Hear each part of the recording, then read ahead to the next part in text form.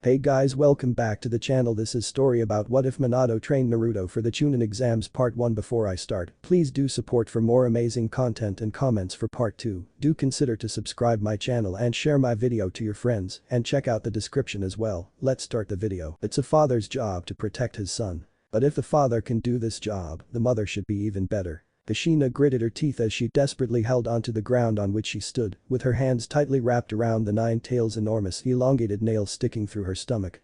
The entire power of the colossal beast was being put behind the Kinwaichi in a futile attempt to run her through completely and impale its intended target. But even with its great size, its incomprehensible strength, and malicious raw power that was enough to level landscapes, topple mountains and bring about great ocean calamities, despite all of this, the Kyuubi couldn't even budge a young mother protecting her newborn son. Iridide coughed out blood as her heels kicked into the dirt, using every last bit of strength she could fathom to prevent the Kyuubi from spearing her baby, who was lying asleep on the ceremonial throne that would be used to perform the 8-trigram seal. "Damn you!"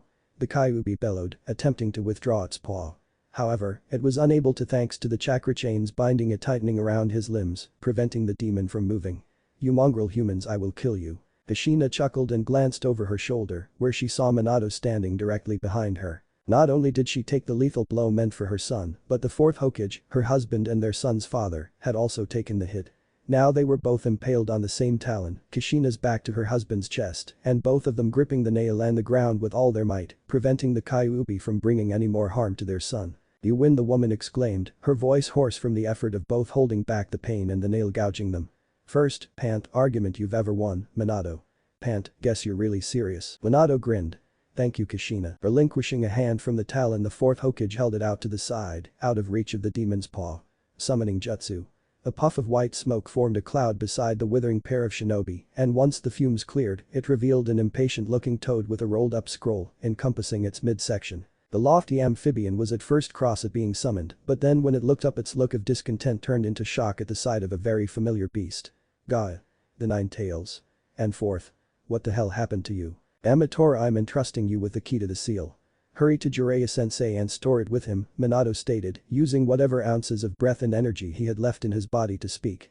In doing so, he unfurled the scroll around the toad's stomach and with his blood, painted in the necessary seals required for the transition from host to host to occur. Now that the ownership of the key was being changed, Minato knew immediately what needed to be done. He finished his scribbling with an affirmative nod, and with a relieved sigh his blood-soaked fingers fell away. The toad the fourth was addressing nodded in understanding and clapped its hands together. "Got a good goodbye." Minato Gamatora disappeared the same way he arrived, a white cloud of smoke engulfing him and fading away seconds later. "That does it," Minato murmured, smiling in relief. He felt a sudden tug on his chakra, which was still being held captive by the dead demon-consuming seal, hanging onto both him and the Nine Tails chakra he had managed to store within him. The death god was growing impatient due to Minato's plummeting chakra levels, still keeping him bound to this plane of reality, and with a low growl, yanked on Minato's imprisoned soul to let him know that his time was running out. The blonde village leader nodded in understanding and placed his hand on his wife's shoulder. "It's time for me to go, Kushina," Minato stated, his voice becoming even hoarser. "I'm going to perform the 8-trigram seal and leave a bit of my chakra behind with Naruto, too." Kushina nodded and closed her eyes, tears welling up at the prospect of leaving her son alone. It pained her even more than the wound both herself and her husband were sharing to protect him. "There isn't much time left. If you have anything to say to Naruto, say it now." Kushina sighed and opened her eyes, revealing them to be heavily clouded with tears. When she looked down upon her sleeping son, safely out of harm's reach of the Kyuubi and the death it was wishing upon him, she smiled. "Naruto, don't be a fussy eater, eat a lot and grow up to be a big boy. Take your bath every day, go to bed early and sleep well. Make friends, it doesn't matter how many, just make sure they're real friends, people you can trust even if it is a few. And if you want to be a ninja someday, then study your ninjutsu well." Kushina grinned at this vision, imagining how her son would probably be when he's older. "I never really was good at it, but maybe you will be. Everyone has things they're good at and things they're not, so don't feel bad if you can't do it all. Make sure you listen to your teachers at the academy." At this point, both Minato and Kushina were smiling happily. "And remember, avoid the 3 vices of shinobi. Don't borrow money if you can't help it, so save what you earn from missions, no drinking alcohol until you're 20, and don't overdo it or you'll ruin your body. And as for women," Kushina chuckled. "Well, I'm a woman so I don't really know what to say, but there are only men and women in this world and you'll want to have a girlfriend someday. Just try not to pick a weird one, try to find someone like your mother." The Redede then sighed and shook her head, an ever-present unflinching grin on her face. And the fourth warning, watch out for Jiraiya-sensei. Minato couldn't help but share a light laugh at that, knowing full well what his master was like. They both did. Kushina smiled and cried at the same time. This was something she thought would never happen, something she didn't want to see or experience. But it happened. There was so much more she wanted to do, so many years in a life she wanted to spend with her husband and her son. She wanted to watch her son grow up, teach him, hold him, and hug and kiss him, to love him, just like a mother would. She wanted to spend time with Minato and Naruto as a family, to laugh together, to play together and have breakfast, lunch and dinner whenever they could together. To her, and probably to Minato as well, there was just so much more that they could have done, so much that she just couldn't comprehend what their lives would have been like if the events that had transpired just a few hours ago had been different. They could have spent a lifetime together. But life was cruel. The man that had maliciously taken away their chance to be a family together was still alive and out there somewhere, witnessing all of this happening. The thought that she couldn't do anything about it made her sick to her stomach, and she couldn't even think about the idea of her son facing that man and the world out there all alone. Even if it meant sacrificing more than herself, Kushina was not going to let Naruto suffer the same fate she and Minato were. I think it's time. The fourth glanced at his wife with a puzzled look, wondering what she could mean by that. Relinquishing her left hand from the Nine-Tails talon, she reached out and took Naruto's right hand in hers. With the blood she had on her finger, she began tracing markings all along his fingers, his palm, and then his arm. All the while, she felt his little hand twitch under her gentle touch. When she was done, she took his hand in hers and gently held it. Tears streamed down her face as she held onto her sleeping child. That's Minato blinked in surprise. The first and possibly the last thing I will ever teach him, Minato, Kushina smiled. It's my village's legacy, my clan's most powerful jutsu and my gift to him. It will protect him. The fourth Hokage watched as the seals Kushina drew on Naruto's arm suddenly glowed a brilliant bright blue, signifying that chakra was flooding into his arm. It then vanished seconds later, along with the markings and the blood. The sight made the village leader smile, and with an affirmative nod of his head, leaned in and pressed his cheek up against his wife's, who was still smiling. Naruto, you're going to experience a lot of pain and suffering, Kushina said, trying to hold back all the tears she could, but was unable to. Remember who you are, find a goal, find a dream, and don't ever stop trying till it comes true. Sniff, there's so much more I want to say, so much more I want to teach you, I want to stay with you, I love you. Minato blinked, also on the verge of tears himself. But he had to remain firm and rigid. It was what a father should be. Cough, I'm sorry Minato, I took up all our time, Kushina cried. It's okay, Minato murmured and looked down at his son. Naruto, this is your dad. A grin spread across his face. Listen to your motor mouth, mother. The little Naruto seemed to smile and murmur, rolling a bit in his cradle, as if he had heard and understood everything his parents had said to him. This was all the sign Minato and Kushina needed to know that their son had been listening. Even if he didn't understand it now, he would later on in life. Their words and their sacrifice would not be in vain. A trigram seal. 12 years later, late morning, in the time since the Kyuubi's attack on the village, Konohagakure had become a pillar of strength and courage throughout the Land of Fire, an example that all other villages and allied nations wanted to follow. The smaller nations neighboring the country had often looked towards the village hidden in the leaves for support in times of dire stress and great hardship. This balance held between Konoha and its smaller allies helps to maintain a stable and steady economic flow between them and allows them to resolve disputes quickly without quarrels. However, accompanying these years of peace and prosperity, Konoha has still been plagued by a different constant natural disaster. That back here. A ninja shouted angrily as he rushed past startled civilians down a random dirt road in pursuit of his highly elusive quarry. You're gonna pay for what you've done, Naruto. Haha. You will have to catch me first. The spiky-haired blonde in question replied, quickly making a sharp turn and sprinting down a narrow alleyway to evade his pursuers.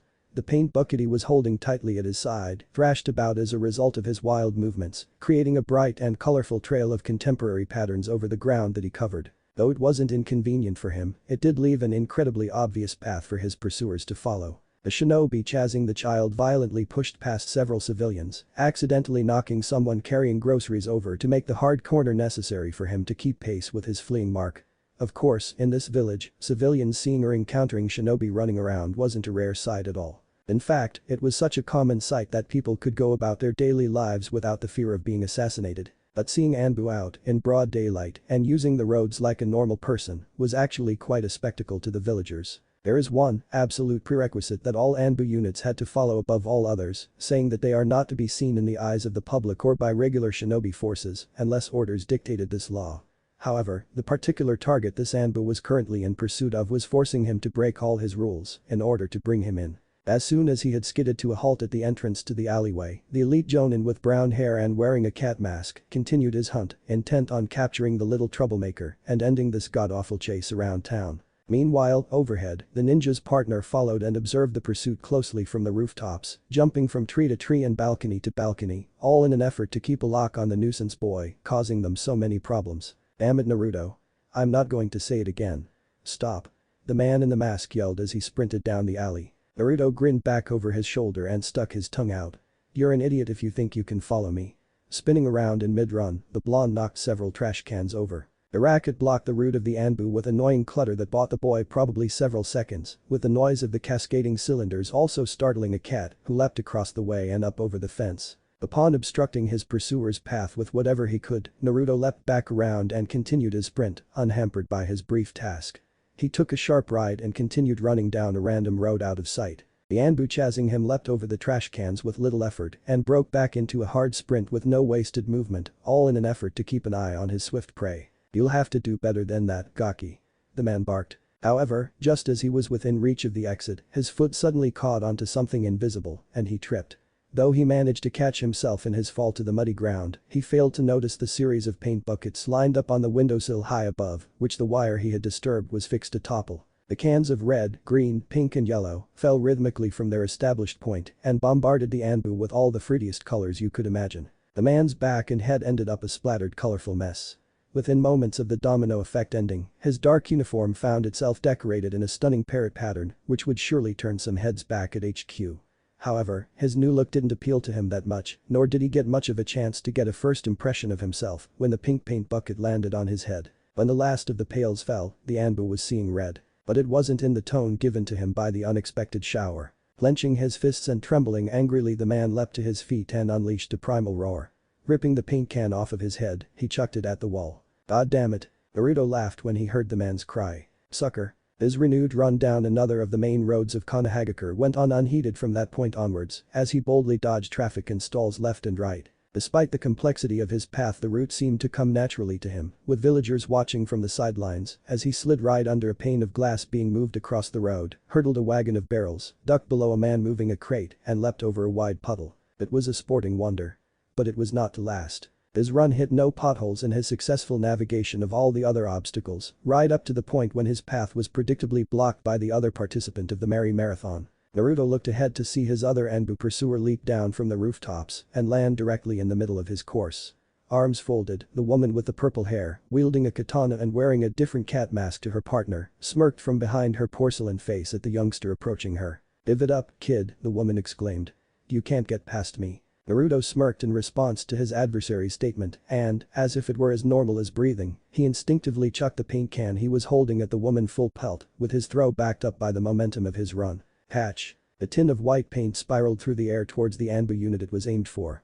However, just before it hit her, the masked woman swiftly raised her hand and caught it, a feat that would have been quite impossible for a normal person at the distance. Nice try, but… splat. The top of the pail suddenly went off and painted her entire mask with white sludge.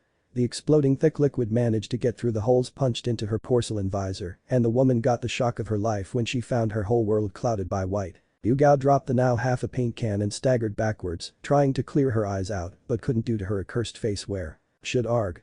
You. Damn you, you annoying brat. Yugao roared, flailing her arms out aimlessly to try and catch the boy, only for the spiky-haired Jinchuriki to slip right between her legs and carry on running past her. He put a piece of an exploding tag inside the can and rigged it to blow when it mixed with the contents. Damn it. Once again, Naruto had effortlessly evaded the elite of Konohagakure. Naruto. 50. Anbu chumps. Not. Dadabeo. Naruto exclaimed and after a brief glance back at the stumbling shinobi, sprinted down the road at full speed. Nothing would stop him now. He was in the clear and he could see it. The west gates of Konohagakure hung wide open and from where he was to it, there was absolutely zero traffic. The blonde hollered out a triumphant yell and ran on, kicking up a cloud of dust at the speed he achieved. Then, finally, after making a record-breaking 800-meter dash to freedom, the spiky-haired academy student leapt through the air and spun around. His heels slammed into the ground and he slid to a stop all cool style, just millimeters from crossing the threshold leading to the world beyond Konoha's walls. Grinning widely, the blonde threw his arms up and laughed out loud. Saif. Haha. Naruto bellowed. Kitetsu and Izumo, the two Chunins who were on gate duty that morning, smiled when they saw the kid arrive. Their morning had been pretty much routine, boring and peaceful, with little to no civilians entering and exiting the village. It had been relatively quiet until the walking energy tank arrived. However, unlike other arrivals, this arrival had been anticipated by the two slackers, and after watching the runner touch the white line, Kitetsu clicked on the stopwatch he was holding at his side and looked down at it. Izumo meanwhile, was gazing intently over the counter to where the boy's feet were touching. The man with the bandana slapped his hand on the desk in front of him. It's a goal. His feet didn't touch the line. No penalties. His hand swept out in both directions, like a ref calling a goal. The Jinchuriki, clad in orange trousers, a dark blue shirt, sandals, an orange flak jacket tied around his waist and with goggles slapped across his forehead, turned towards the border post after his victory yell and grinned at the two Chunin. "So how did I do today?" Naruto asked eagerly. Kitetsu whistled, scratching his head. "It was close, but you broke your previous record," the Chunin exclaimed, taking out a folded-up piece of paper from his pocket and as soon as he had opened it began scribbling over it. "From when the whistle blew to the finish line, your previous time was 45 minutes and 55 seconds. Today, you got 43 minutes and 21 seconds. Congratulations." Yada. Naruto leapt in the air, pumping a fist in the air at the same time. "I'm getting stronger." "Ah. Don't go jumping around just yet. Your overall score also depends on the participants of this prestigious event," Izumo informed, taking the paper Kitetsu was holding and getting a closer look at it. Apparently, the chase Naruto across the entire village by random shinobi had become an almost Olympic-like sport to the two Chunin. Not only were they keeping tabs on the boy's score, but they were also running a betting pool with several of their companions back at HQ. Most of these other patrons were additional border guards and shinobi who have heard of the daily event. Izumo smiled at the sheet he held. "The time you got before was an hour something, and you were chased by two Chunin. The day after, you were pursued by 3 Chunin for 57 minutes and 46 seconds, after that, 7 Chunin, and you got an hour, 10 minutes and 42 seconds, mostly due to more participants. Not to mention an old man who got in my way." Naruto stated proudly, giving them the thumbs up. "Boy, I got him good." "Yeah, now that was good craftsmanship," Kitetsu grinned widely after his amused exclamation and shook his head. "I've never seen a pallet of eggs used so artistically before." Moving on, Izumo cleared his throat. "Later, you were chased by a dozen Chunin after that 2 Jonin, and let's see the latest chase involved 2 Chunin and an Anbu," Izumo marked it. "That Anbu had a bird mask, so I'm guessing it was Kisuke. What were the masks you saw today?" Naruto rubbed his chin in thought and looked away, scrunching his face up in concentration. Let's see, there were 3 Chunin at first, but I lost them in the flash bomb route and 2 Anbu," Naruto said, holding up 5 to indicate the total number. "One had a cat mask with 3 whiskers on each side and another had a feral cat mask with 1 line on each cheek and 1 on the forehead." Naruto drew the invisible definitions over his face in his description of his pursuers. "Wow, you got 2 good ones," Izumo affirmed, scribbling down the names. "Today, it was Tenzo and Yugao. Man, is she going to be pissed." He glanced over at his partner with a grin. The man with the bandage over his nose smirked back. "So who won the pot today?" Kitetsu asked curiously, pulling up another sheet and looking at the polls provided. "I had 2,000 on 50 minutes with 3 Anbu and I had 3,000 on 45 with 1 Anbu and 2 Jonin. I'm not sure. I think Genma came the closest with a bid of 4 for 40 something with 2 Anbu and 3 Chunin," Kitetsu informed, going over the secondary piece of paper several times. After confirming his report, he then looked back up at the Jinchuriki and smiled. "Good on ya today, kid. You should be proud of yourself." The boy in question grinned back and gave the 2 gate guards the thumbs up. Naruto enjoyed causing mayhem and mischief around the village because of the amount of attention it got him. It didn't just consist of bad impressions that came of infuriating the entire populace, it also got him some recognition and respect, even if it was in small amounts. To him, these minuscule doses of ego boosters felt like great gifts to him, ones that he took to heart and helped him get through the days of loneliness back at home. Among the few appraisers that existed in the village, there were Kitetsu and Izumo, both of who were some of the only people Naruto genuinely liked. The young Jinchuriki viewed these 2 Chunin as senseis, both of whom returned this respect likewise, viewing him as a boy with great potential. To them, he wasn't an outcast. They viewed him as a promising shinobi candidate from the academy and a good friend who spends most of his time slacking off and pulling wool over the village's eyes. "So what did you trash this time to piss off the local guard?" Izumo asked curiously. Naruto grinned and pointed straight down the road and up a little. The 2 Chunin leaned over the counter to take a look at what his focus for today was and got the shock of a lifetime when they saw what the youngster had actually done. Just several inches up from where they could see the Hokage mansion on the horizon, the cage faces carved into the side of Konoha's mountain were painted in a whole new light this morning. A lather of contemporary patterns of white, yellow, pink and red covered their once serious expressions, making them an almost satire image of what they once were. I mean, how could you not laugh at the third with a nosebleed and a streak of pink across his cheeks? It fitted his personality perfectly. I'm not cleaning that up, Kitetsu murmured, before smirking seconds later. Very funny, Izumo choked back a laugh and craned his head ever so slightly as he analyzed the four faces individually. Your composition is okay, but you may want to work in the soft brush into the more definitive areas of curvatures. It stands out more from this distance. Naruto laughed and placed his hands on his hips, standing dead center of the road and grinning proudly up at his creation. All across the village, the three of them could hear the cries of anguish and despair, as well as the calls from random civilians of who could have done such a thing. The morning quickly descended into a whirlpool of chaos, and Naruto was certain that old man Hiruzen Sarutobi was already up on the roof of his mansion, intent on assessing the situation and finding the culprit. But this wasn't an attack from a shinobi nation, a rogue ninja, or anything of the sort, it was an attack from a bored child with an axe to grind. Those suckers. It can't get much better than this. No, it can't. Naruto nearly jumped out of his skin when he heard that familiar voice speak up from behind him. A terrified look crossing his face and sweat breaking out like a waterfall, the blonde slowly turned his head about and gulped. Glancing up ever so slightly, the young teen saw none other than Iruka Yamino standing directly behind him, arms folded, finger tapping impatiently against his bicep, and quite literally with smoke rising from his head as he scowled down at his student. Despite his impatient expression though, he was far beyond the point of annoyed. This didn't sit too well with Naruto. This time he was certain he was going to get the death penalty. Thought you could get away with it, huh, you little runt. Naruto grinned sheepishly as he desperately thought of a way out of his predicament. Running wasn't an option and fighting was out of the question. Iruka was able to floor him in light sparring during outdoor sessions and didn't even have to try, and right now, when he was this pissed, coaxing a little duel out of the academy teacher would inevitably mean he would end up face down in the mud. Naruto wasn't that stupid. Looking over at Kitetsu and Izumo and hoping for some assistance, the blonde inexplicably saw that the pair had resumed going about their usual business.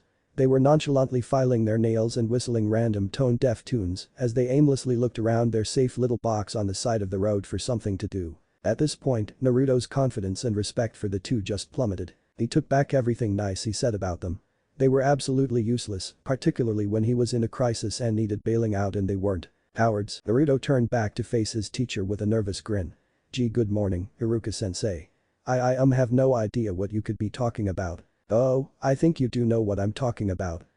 You'd better have a damn good explanation for missing today's morning lectures and revision classes, Naruto, Iruka breathed, before jabbing his finger in the direction of the Hokage monument and the miserable state it was in. And it better not be anything to do with that. Oh, well sensei, I wasn't skipping class on purpose. No. Not at all. There were extenuating circumstances that I had to desperately attend to. Naruto exclaimed before turning to the two Chunin sitting back in the guard box. Isn't that right, Kitetsu-sensei? Izumo-sensei? The shinobi inside the gate station stopped doing what they were doing and looked over at Naruto with subtle, sly grins on their faces. They shrugged back indignantly at the stares the two individuals in front of them were throwing them, hoping to throw off any blame or involvement. Nope, have no idea what you're talking about, Naruto, Kitetsu replied, picking his ear. Iruka furrowed his brow and looked down at Naruto to see the boy grinning up at him and fidgeting nervously. The Chunin studied the Jinchuriki's expression several times, raising an eyebrow before gazing back up at his fellow shinobi companions sitting lazily in their booth. He repeated this action several times, his annoyance growing all the more. If none of them were going to fess up willingly, then his only choice left was to wheedle the evidence necessary for him to make the rational decision out of them. Either of them would do. So what was the bid I made on the run for Naruto this morning? Iruka asked. I don't think you made a bid, Iru fuck. Kitetsu dropped the paper he brought up and clamped his mouth shut while Izumo sighed and slapped his forehead. Hot. You blew it mate thanks a bunch. Iruka scowled at them and jabbed a finger in their direction. In class, his single digit was a force to be reckoned with. He could use it to exile a person from the room or make their life a living hell. For the two Chunin, it was most likely the latter. I'm going to have a word with the Hokage about all of this, Iruka said with a dangerous tone lacing his voice, before wheeling back around on Naruto, who was still grinning nervously up at him, but looking even more worried than before. His arms still folded, the Chunin pursed his lips angrily and furrowed his brow even more, his scar wrinkling up as a result. And as for you, minutes later, back at the academy, what a rip-off. Naruto shouted, kicking away on the hardwood floor at the front of the classroom with his whole body, except for his legs bound by rope. False arrest, sensei. You got the wrong man. HMPH. I'm sure I can recognize your handiwork, Naruto, even from a long way away, Iruka replied, while smirking down at the tied-up troublemaker propped down on the floor like a show-and-tell item. After all, I grade your tests on a weekly basis. Naruto huffed and looked away, his actions earning a round of laughs from all of the students in the classroom, sitting up in the rows of desks. Though it didn't discourage the blonde one bit, it did irk him something fierce, and he just stuck his tongue up at both his sensei and the students that laughed. The scar-faced Chunin sighed and rubbed a bridge of his nose before glaring down at the kid again and pointing at him accusingly. Tomorrow is the Shinobi Academy's graduation exam and you've failed it the past 2 times, Naruto.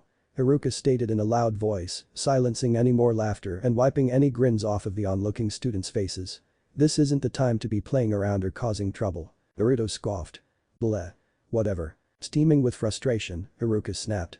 He slammed his foot into the floor and rounded on the students up in the stands, pointing at the empty space to his left. It's your lucky day, cadets. Practical Henge no Jutsu test. Everyone line up. I expect you all to transform into perfect versions of me. The Chunin shouting startled everyone, even the more docile students. The uncomfortable whine from Akamaru sitting atop of Kiba's head could be heard around the classroom. The feral-looking boy wearing the jacket and with the signature red markings under his eyes petted his companion to comfort him. SHH, it's okay boy. It's just the teacher. The students wasted no time scurrying down the stairways to the front of the class. Once Naruto had been unbound and had taken his place somewhere at the middle end of the line, Iruka then began systematically testing each potential graduate that came up. Clipboard in hand, he methodically ticked off and marked the quality of each individual henge transformation, making note of the slightest details, right down to the position of the scar on his mirror image's nose. Most of the students did well, with the more adept ones earning a smile from the desk-grown teacher. Meanwhile, as the lineup proceeded round one person at a time, Naruto stood somewhere in the middle, hands on his hips and looking disgruntled.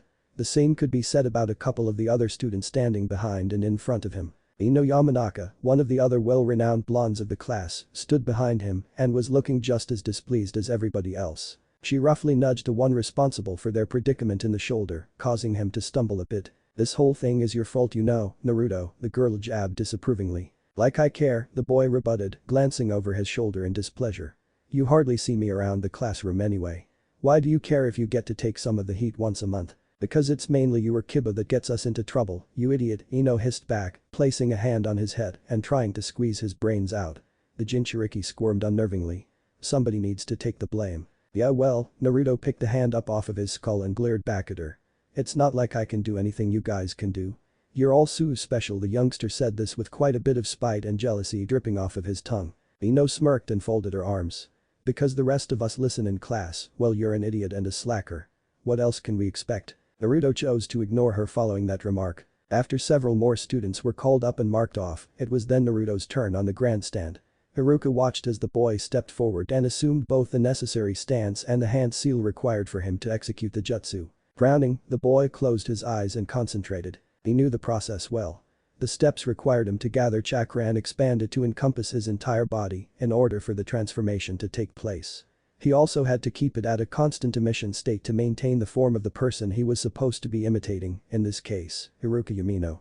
The man wasn't that hard to copy after all, the blonde knew him from back to front. It was easy. As soon as he formed the seal, Naruto began putting his knowledge of the most basic academy technique into practice. He gathered the chakra at the center of his body like he was taught, and that was about as far as he got. Sweat broke out on his face as he pushed harder and harder. However, the chakra in his system refused to move, mold or take any shape or form. It was as if it was being restrained. The boy gritted his teeth as he tried to force his chakra out, but all he got was white noise. After a few seconds however, his efforts to bring about a proper henge was accompanied by the sounds of the other students snickering in the background at his obvious turmoil. He was. It's not that difficult to do a simple henge. Kiba exclaimed, with Akamaru barking lightly from his perch atop of his master's head.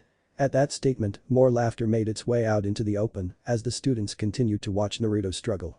What a loser. Iruka watched on, growing steadily impatient at Naruto's inability to bring about a transformation. That impatience grew even more over the next minute, and after that minute ticked by, the blonde still hadn't attained any results. Letting out a breath of air, the teacher clicked his pen and marked Naruto off, at the same time putting a big fat F right next to his name. Sorry Naruto, Iruka stated, looking up at the kid to see him still fighting with the technique. If you're going to continue messing around, then you won't get anywhere even with the simplest of technique. But I'm trying, Iruka-sensei," Naruto shouted, finally throwing in the towel and turning towards the scarred Chunin with a distressed look on his face. "I've seen the technique done 1,000 times and I've listened to what you've said in class. But I just can't do it myself. I know what to do. I know what I have to do. I just can't do it." Iruka frowned at the distraught kid and lowered both his pad and pen. "You should be able to do the technique, Naruto," the Chunin informed, hands on his hips. "Look, you've had your chakra balance checked over at the hospital dozens of times. I've read the reports from the doctors myself. You're fine. There's absolutely no reason why you can't do it. But I can't. That's the problem, sensei," Naruto almost cried out, gesturing to the spot he was standing in before, at the same time he stepped towards his instructor. "It's not just the hinge technique, but I can't even do any of the escape jutsu or clone techniques that you taught me. It's just not fair." The whole prospect of being unable to perform a single jutsu was digging in deep, and it was really showing on his expression, posture and by how his voice was climbing in both volume and tone. Iruka observed tears brimming at Naruto's eyes and sighed heavily, shaking his head. "Look, I'm sorry, Naruto. But if you can't do any of the required jutsu by tomorrow's exam, then I'm afraid I'm going to have to fail you," Iruka replied, shrugging in disappointment. As much as it pained him to let his student down, he had no choice. "You may have passed your physical fitness with flying colors and barely scraped by on your stealth and taijutsu basics, but you've still done poorly in your final shuriken jutsu test and most of your theory work. Being unable to complete your basics in academy jutsu practices, your final score will ultimately fall behind in the academy aggregate required for graduation by 10 points. Naruto was a good kid when he wanted to be. He worked just as hard as everybody else when he wasn't skipping class, and he was competent in some areas. His taijutsu was fair, his stealth was pretty good during the formative tests, but he was always fooling about and acting flamboyant during the actual exams, and his physical fitness was far above any of the other students. Nevertheless, throughout all his years of schooling, the blonde has been unable to perform any ninjutsu. Even gathering chakra proved to be too much for him. If he couldn't perform a technique when his body could, then failing him was the best option." Hearing what Iruka had to say, what little hope and encouragement Naruto had in him just disappeared. The boy frowned deeply in a combination of both aggravation and displeasure. With an angry growl, he turned heel and just legged it out of the classroom.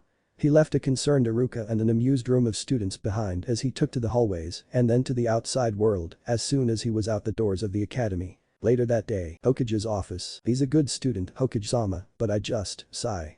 If he can't perform the clone jutsu by tomorrow, then I can't pass him," Iruka explained, his eyes falling on the back of the third Hokage's seat while the village leader was staring out the window. "I don't see how he can possibly survive out there in the real world when he can't even perform a single jutsu successfully or focus long enough to ensure good team competence or results on missions. Even though I've explained the concepts to him over 100 times, he may understand the processes, but he can't follow through with them." Hiruzen Sarutobi remained quiet after the Chunin finished his report on his most well-recognized student. Even though it wasn't a student who was a genius or the most talented, it was still a student everyone knew very well, someone whom Iruka had taken so much time out of his busy schedule to approach the esteemed village leader about. From the way he described the situation and what his ultimate decision was in regards to the boy's progression, he sounded incredibly concerned. A third pulled his pipe out from his pocket and plopped the tip in his mouth. Lighting it and breathing in deeply, the elder took more time to contemplate the entire story as he filled the air with the smell of tobacco, while Iruka waited behind the desk patiently for his greatest mentor to deliberate on his words. All the units in the shinobi forces expected Hiruzen to make immediate calculated decisions on resolving issues, particularly on the more minor of matters. Nevertheless, despite having had this job for far longer than any of his predecessors, the old man liked to take his time mulling over information in his head. He had learned from experience that in the most stressful of times, even when those times were narrowed down to a last-minute reflection, still required a certain amount of time to think about. And unlike Iruka with his rather brash conclusion on the subject, the third still felt he was overlooking something. Minutes ticked by and Iruka was given no answer, not even a murmur or indication that his existence was recognized by the most esteemed village elder. However, after giving the subject in question further reflection, with some more window gazing as a focal point, the old Hokage eventually did come up with something he noticed that Iruka had missed. It was a crucial detail that even he felt needed evaluation. How did young Naruto paint the entire Hokage monument without anybody noticing till he had finished? Pardon. And how did he manage to get over the side of that mountain without expending any chakra whatsoever for assistance? An elevation like that would require a rather complex mechanism that would surely have been noticed. Obviously, the cleaning platform hadn't been lowered or tampered with in the slightest during his little escapade, and the stone faces certainly weren't damaged by any grappling equipment. So how was he able to accomplish such a feat without any help and while the sun was peeking over the horizon? Iruka blinked, a little bit dumbfounded. Hiruzen chuckled, blowing smoke rings into the air at the same time. Furthermore, he was able to give some of my best shinobi the chase of a lifetime around the entire village for over half an hour, ample time for even an adept Chunin to have bagged a regular genin in a similar situation. Heck, he even managed to evade all attempts made by the Anbu to capture him, to the point where he would have cleared the village gates and defenses without getting caught and would have been out of the country by Sai midday, the third stated, removing the pipe from his mouth and tapping it on the side, sending excess ash flying. Such agility, energy, speed and skill should not be overlooked. But Hokage-sama the Chunin stood, a little bit baffled. After seeing their most treasured and well-recognized monument vandalized by an academy student, Iruka thought that the Hokage would have been far more furious than he was. However, he wasn't furious at all. The Hokage was in fact laughing at the idea. Also, to have seen the results personally after the fiasco, the images didn't shake him in the least. He was pleased. What kind of madness was this? These skills more than make up for what he lacks in talent for ninjutsu and jinjutsu. Iruka, Hiruzen spun around in his chair and looked up at the young man, who stood to attention the moment the village leader turned to face him. You say he does poorly in school and that his jutsu skills aren't all that up to scratch for some unknown reason. Yet you also say he tries his hardest and that he is extremely passionate about becoming a shinobi. From what he has shown to be capable of even if they were merely fun and games, don't you think that has earned him enough credit to pass your expectations for a genin? Iruka sighed and scratched his head, taking a bit more time to look about in contemplation of this added information. True, he overlooked Naruto's many adventures of mischief around Konohagakure, mostly due to the fact that they had been catastrophic to the village and to those around him. He had even completely overshot the debacle from months ago when Naruto was chased down by 3 enemy kunoichi, who were after an intelligence piece on a kunai he had found in the forest. Though he had managed to stall them using a vast assortment of material from his box of tricks till reinforcements arrived, those tricks and maneuvers wouldn't have been considered as legitimate or standard shinobi material and tactics in a school grading system. Nevertheless, it was a success in its own right and he was able to get away with it. Not to mention all of his other escapes he had made from the clutches of skilled Chunin and Jonin sent after him on a day-to-day basis after he'd vandalized and rigged up several iconic areas of importance around the village. Looking back on it, all those accomplishments were admittedly quite impressive. He's a little, slippery troublemaker that high-class shinobi all too often underestimate. I'll give him that. Iruka had to smile a bit and looked back up at the Hokage. He definitely has the potential to cause the enemy quite a bit of grief. Although I'm still a bit worried that his eccentric behavior might compromise a mission. Why not give him another chance, Iruka? Hiruzen suggested, shrugging his shoulders. I'm not asking you to pass him on the knowledge of his past antics, but just to test him on different grounds. He's obviously a smart student that isn't as disciplined like the others in following standard procedures. Maybe approaching him in a different way will help you reach a more reasonable verdict. Iruka nodded. The third always knew what to say to ease his mind and troubled conscience. Dealing with children at the academy day in and day out really stressed him out. He needed to clear his head. Sounds fair, the Chunin agreed with a smile. Thank you for your time, Hokage-sama. The man bowed to the elder and turned to leave. Just as Iruka was reaching for the door of the room, he heard the elder clear his throat. Hiruzen quickly followed this up with more words that were intended for Iruka's ears alone. Remember Iruka, the Hokage began, his expression falling back onto its usual, stern look to convey his seriousness of the situation. 2 years ago, you also passed a student who couldn't use ninjutsu or jinjutsu at all. I believe his name was Hiruzen added to this with a tap of his pipe against his chin and a shy away glance of thought, Rock Lee. Iruka blinked, remembering the name of that particular student. If memory served him well, that boy was just as eccentric and determined as Naruto. I recall that his sensei was exactly the same as he was years ago, only he underestimated his abilities more to the point he stuck to only one form of shinobi conduct and discipline, the village leader continued and allowed a smile to drift over his lips again. Food for thought. Iruka looked at his feet temporarily, pondering over this new information given, before he eventually stepped out of the office. After school hours, behind the academy, following the locking up of the classrooms he had attended during the day, Iruka took some more time off to wander about to think. His conversation with the third had given him a bit more of an insight as to what Naruto could actually accomplish outside of the academy. Even though theoretical and practical work in the academy counted significantly towards graduation, he still had a slightly open window to accept out-of-school work. Naruto was definitely a special candidate when it came to practical work outside of the margins of the schooling system. The Chunin concluded that he had to look away from the boy's various test sheets and marks taken during classes in order to gain a better understanding the youngster's potential. Strolling around on the grounds outside of the academy, Haruka allowed his thoughts to wander on Naruto's past behavior and accomplishments, as this was his main focus and concern for the day. The boy's personality and antics pretty much outweighed everything else, even some of his most notable accomplishments, such as his continued increase in taijutsu prowess and excessive use of energy, in addition to his above high standard physical fitness. He was a student who put matter before mind in an appropriate manner, but put the mind aspect a little too far behind him. Obviously, Naruto's attention span during lessons was as low as Shikamaru's, except Shikamaru didn't do too well in practical work, aside from having an appropriate aim, but had terrible timing consistency in that respect. Naruto more than made up for that in consistency, speed and strength. There was just so much for Haruka to take in that he was having trouble coming up with a suitable verdict that would satisfy both him and Naruto. He wasn't going to pass Naruto without good reason, that much was made clear to him in his conversation with the third. But why can't he use ninjutsu? I don't understand, Haruka shook his head, deeply troubled by this note. His medical results show that he has chakra there, which means it can be harnessed somehow. But why can't it be manifested? Could he really be like Lee? He gritted his teeth as he thought harder. He's young, he's childish, and he doesn't fully understand how the world works. How can he survive out there on his own when the situation calls for it, and how will he fare when he's placed on a team for that matter? He's just too difficult. The man looked up as his thoughts raged away inside of his head. He began to think a bit more logically and seriously, and also started exploring deeper into the other aspects about the character in question. But then again, there are kids his age that go out there all the time, some of them I consider to be equal to his level or even far less competent in comparison. TSK. Haruka chuckled briefly. Despite his childishness and his failings, he was able to run rings around our best shinobi. He's also lived on his own for most of his life as a Jinchuriki, hated, taunted and ridiculed by everyone with no one to look after him or teach him these important things about life and fighting.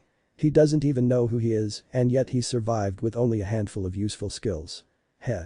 While Haruka worked over the debate in his head, he suddenly became aware of the sounds of distant yelling and loud thumping noises.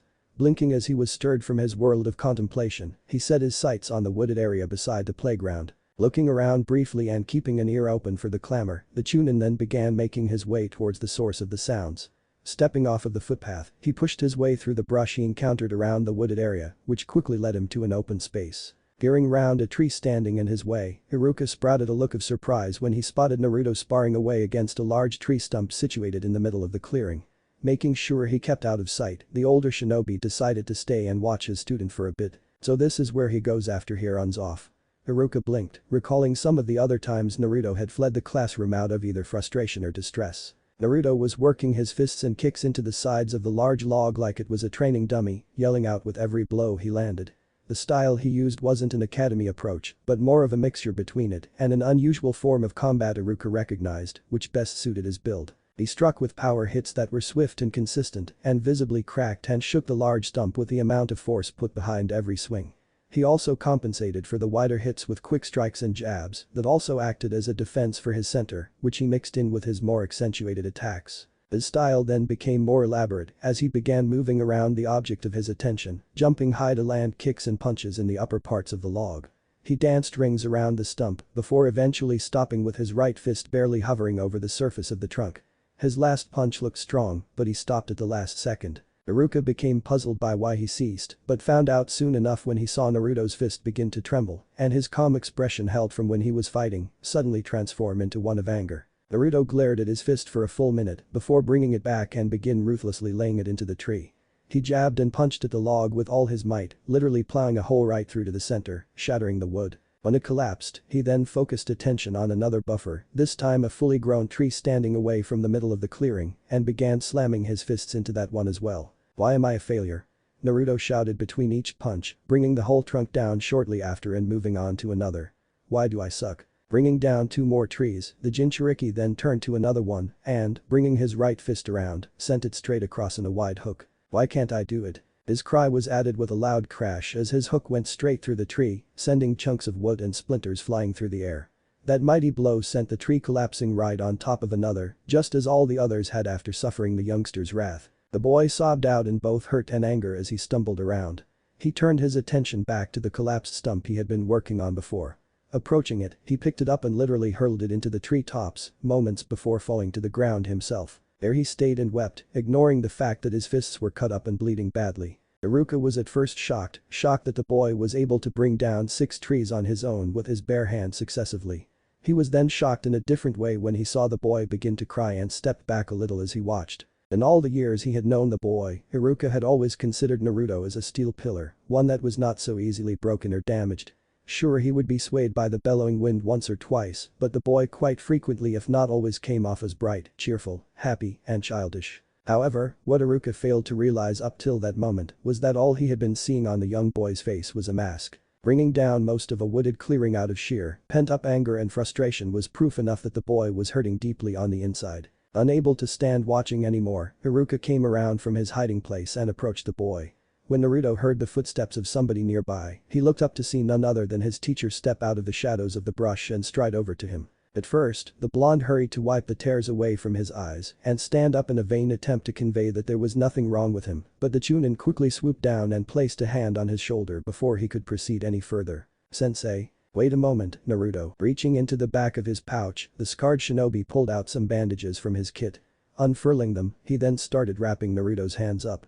Though he didn't break any bones, they were still worse for wear, so the man made sure to cover them up properly and firmly. The young Jinchuriki watched the teacher wrap up his hands cautiously for the better part of the 5 minutes that passed them by, but then looked away with a defiant expression on his face. "Thanks." "You're welcome," Iruka smirked. Clasping both gauze wraps, he then propped himself back into his kneeling position and looked proudly at his work. "There. That should do it." Naruto flexed his fingers, finding them to be a bit numb from his workout. But that buzzing feeling went away moments later, leaving him with just the white gauze gloves covering up his self-inflicted injuries. The spiky-haired youngster then glanced at his teacher for a second time, a puzzled expression on his face. "Why are you here, sensei?" "Well, I was just out for a little afternoon stroll, thinking about what students I'm going to pass in tomorrow's graduation exam," he began his sincere reply with a thoughtful look on his face, before smiling and shrugging. "Then I heard a racket all the way out here, so I came to investigate." And Naruto furrowed his brow, knowing there was more to the story. "That's it," Iruka said assertively, nodding his head. Naruto frowned and stood up. Defiant as usual, he then turned back to what he was doing. Picking out a random tree that he hadn't destroyed, he walked over to it and began working against it with palm strikes and kicks. He went about it in a similar manner to how he had been before with his fists, only this time he was sure to keep this one upright for a longer period. Though his actions rallied further concern from Iruka, upon closer inspection of his fighting condition, the man saw that it wasn't bothering him. Using this moment of reprieve for a more detailed analysis, the Chunin concentrated on the area Naruto was using for practice and looked around. Now that he was in the middle of the clearing, Iruka saw that a great number of the trees had taken a beating. Not only had they been used as punching bags, but they also had crude targets drawn into the upper and lower levels of their trunks. Kunai and shuriken were lodged deeply into the sides of the wood surfaces, indicating strenuous repeated practices. One tree in particular had clusters bunched up into it within the rings of the target, telling the shinobi that that particular tree had been the main object of the boy's attention. Judging from the extent of the damage that one tree had sustained, the Chunin concluded that Naruto must have used up a lot of his time getting to that particular stage of accuracy with his blades. Iruka blinked in surprise. "You were out here the entire day, Naruto?" Naruto huffed, finishing a palm strike and looking down at the grass at his feet. "Yeah, I take it you were working on your taijutsu then?" "Not just my taijutsu," Naruto replied, disheartened. A minute of pause later, he restarted his activity, slamming his palms into the sides of the tree several times, before angrily yelling out seconds later and throwing a roundhouse kick into the side of it, splitting the log where he hit. "But I also worked on the clone jutsu and the henge no jutsu." And Iruka asked curiously, hoping for a positive answer, but expecting something less. "And nothing?" Naruto roared and slammed a sidekick into the tree's base, nearly splitting it in two. Hopping away, the blonde then grabbed his hair and pulled at it. He would have ripped his hair out from its roots if he hadn't tripped and fallen back against the new tree he was taking his frustration out on. Instead of attacking it even more, he simply let go of his frustration and collapsed against it, looking down at the ground with his eyes hidden by his hair and goggles. "I can't do it, sensei," Naruto sobbed. "I can't do any of the techniques you showed me. No matter how hard I try, no matter how much or how little chakra I use, no matter how hard I practice, I just can't get any of the techniques to work." Iruka saw how disappointed he was. Of course, with all of his hopes and dreams on the line, all of which were resting on tomorrow's exam, he had everything to lose. Becoming a ninja and becoming Hokage was everything Naruto had in his life. There was nothing else. Iruka could understand that. He had been in the same position Naruto was currently in when he was a student, playing the fool to hide a warrior's pain, causing mischief to gain recognition, and doing everything possible to be acknowledged by his peers for his talents and to overlook his faults. But he was the teacher now and he was the one commanding the fates of the students at the academy. He was the one now dealing with the papers. Iruka decided at that moment that he was going to test his new theory inspired by the Hokage, and if it worked, it would help him settle the debate going on in his head. Looking around, the Chunin saw what Naruto had just accomplished on his own. He couldn't argue any more about the boy's physical strength.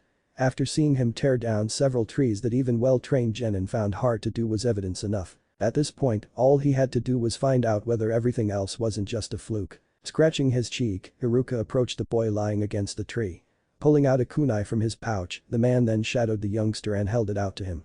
When Naruto saw what it was being offered to him, he glanced up at Iruka questioningly, showing the tears brimming at his eyes. Iruka gave him a serious look. "Throw it. Huh? I want you to throw this, Naruto," the man repeated, dropping the knife in his hand. He then stepped back and stood about a meter in front, just enough for Naruto to see the trees about 500 yards behind him, the average throwing distance of a genin. The Chunin frowned as he glared down at him like a scolding father. "At the tree. Behind me. Sensei, you've been working hard, haven't you?" Iruka asked, earning a nod from the boy. "You've been sitting in my classes and my practical lessons. You've watched me and I've taught you. You've trained with your fellow students and you've trained on your own in your free time. Let's see what you can do." The tree. 12 degrees to my right, 40-degree elevation, the shuriken lodged in the upper branch on the left. "Dislodge it. Waba, do it." Naruto, furrowing his brow and gritting his teeth, resigned to his fate. Taking aim, he then flipped the knife into a throwing grip and threw it. The knife sailed right over Iruka's right shoulder and ruffled his hair at how close it came, cutting through the wind with ease as it shot towards its mark. A second later, there was a loud clang when the kunai hit the tree branch and knocked the shuriken in question from it. The ninja star fell from its placement and dropped to the ground, where it landed with a light thud. Naruto blinked in surprise, which earned a smirk from Iruka. The man then grabbed the boy by the shoulder and moved so that the Jinchuriki stood in front of him. The teacher took his place behind him and folded his arms, the blonde looking at the taller man over his shoulder. "You've still got a full pack." "Why yeah. Alright," Iruka frowned. "Target A. Left, third tree from the center, 10 degrees down." Naruto reacted immediately to the coordinates and reached into his pouch. Drawing a cluster of shuriken, he tossed them. The 4 stars cut through the air and thudded one after the other against his poorly drawn circle at the base of the trunk, impaling the target. The blonde maintained his stance, glaring across the field. "Target B. Right, 4th tree from the center, 30 degrees up." The Jinchuriki did as instructed, reaching into his leg holster and drawing a kunai. With that quick draw, he tossed it with an upward throw, the knife slicing like a bullet through the space between the thrower and the target before thumping hard against the tree. It hit its mark dead center, shaking a few leaves from the host. Target C and D. 4th left and 5th right from the center, 20 degree down and up. Naruto flicked his left and right hands, shuriken sliding from his jacket sleeves into his hands. In a flash, he tossed them in a cross throw, the stars curving through the air and passing each other a split second before hitting their assigned targets. Target E. Left, 3rd tree from the center, 10 degrees down. The blonde followed through with a shuriken. However, the star missed and hit the trunk instead. He gritted his teeth. "Damn it, don't stop." "Repeat." Iruka shouted. Naruto did so with a second star, the weapon curving sharply and in a flash, struck the target squarely in the center. Target F and G. Right, 2nd from the center, 5 degrees down and 20 degrees up. The Jinchuriki drew 2 kunai from hip pouch by the rings and threw them in an upwards throw as before. The blades broke through the air and split in a V motion, the blades thumping against their marks. Targets H, I and J. Left 2, left 4 and right 3, 20 degrees down, up and 30 degrees up. Multiple targets. Naruto reached back with both hands and drew clusters of shuriken between his fingers. With a yell and a swift cross throw while riding a low stance, just as he had practiced in class, he threw the metallic stars. The weapons broke through the air at random intervals and one after the other hit their carefully assigned targets. When the thudding stopped and the trees ceased rattling, the blonde was standing in front of Iruka with his arms and hands extended and panting heavily. Iruka furrowed his brow and looked down at his watch, pulling back the sleeve to check the time. He nodded his head and lowered his arm before marching past Naruto and walking over to the first target he had aimed for. While Naruto remained planted where he was, just as all the students had been instructed to back during the practical sessions when on the range, the teacher went over to the tree at the far end and dropped to his knee on the grass. Quickly going through the thick brush, he then picked up the shuriken that the blonde had knocked from its position about several meters above him and looked at it. His finger ran over the chip that it had sustained when the kunai grazed it, and after collecting it, Iruka stood up and turned back around. Hovering the return distance, he stopped in front of Naruto and held the shuriken out to him. The boy took it and looked at the iron star to see the chip, and his finger gently ran over it. In spite of his bandaged hands and bruised knuckles, which should have obstructed some of the flexibility in his digits, the gauze didn't hamper him at all. Once he had analyzed his prize, Naruto took a moment to look up at his teacher to see him smiling down at him. "You see? You can do it," Iruka exclaimed, before turning back to the firing range behind him and taking score. "But sensei, how I?" All targets neutralized with only one miss, and Iruka looked down at his watch again, all in less than 15 seconds. "I make it." The man glanced at the boy with a smirk. "All targets hit close to or dead center. You have been training, Naruto." "But sensei," Naruto started, stepping forward. I still can't do the Henja clone jutsu." What does this have to do why?" That, Iruka said, dropping to his knee in front of the boy and placing both his hands on his shoulders. "Doesn't matter, Naruto. The point is you've proven that you've been working hard throughout the entire year and that you've tried your best here, I can see that." His grip firmed and he smiled at the boy, who was still giving him a questioning look. "When you're around others, you're just too focused on what everyone else is doing and what they're thinking about. Or you're just so focused on thinking about somebody else that you get distracted and that you're too caught up in worrying about everything else that you can't concentrate on what you yourself are doing. But when you do focus on what you're doing, when you work hard on it, you do extremely well, you accomplish what you set out to do. That's what's important." He ruffled the blonde's hair, earning a blink from the boy, followed by a small smile and a nod. Iruka then grinned and stood up, looking back towards the targets. "Besides, you just passed yesterday's test and with an A+. Iruka exclaimed. "Huh? Really?" Naruto literally jumped and looked up at the Chunin with renewed surprise and joy in his eyes. It was as if he had just been jump-started. The scarred man nodded. "Yeah," Iruka stated affirmatively, "you passed the preliminary tests leading up to the written exam and the Bunshin test. Let's see a recap, you've passed your Taijutsu and stealth basics, though barely, and you're physically fit and fast enough to be a genin."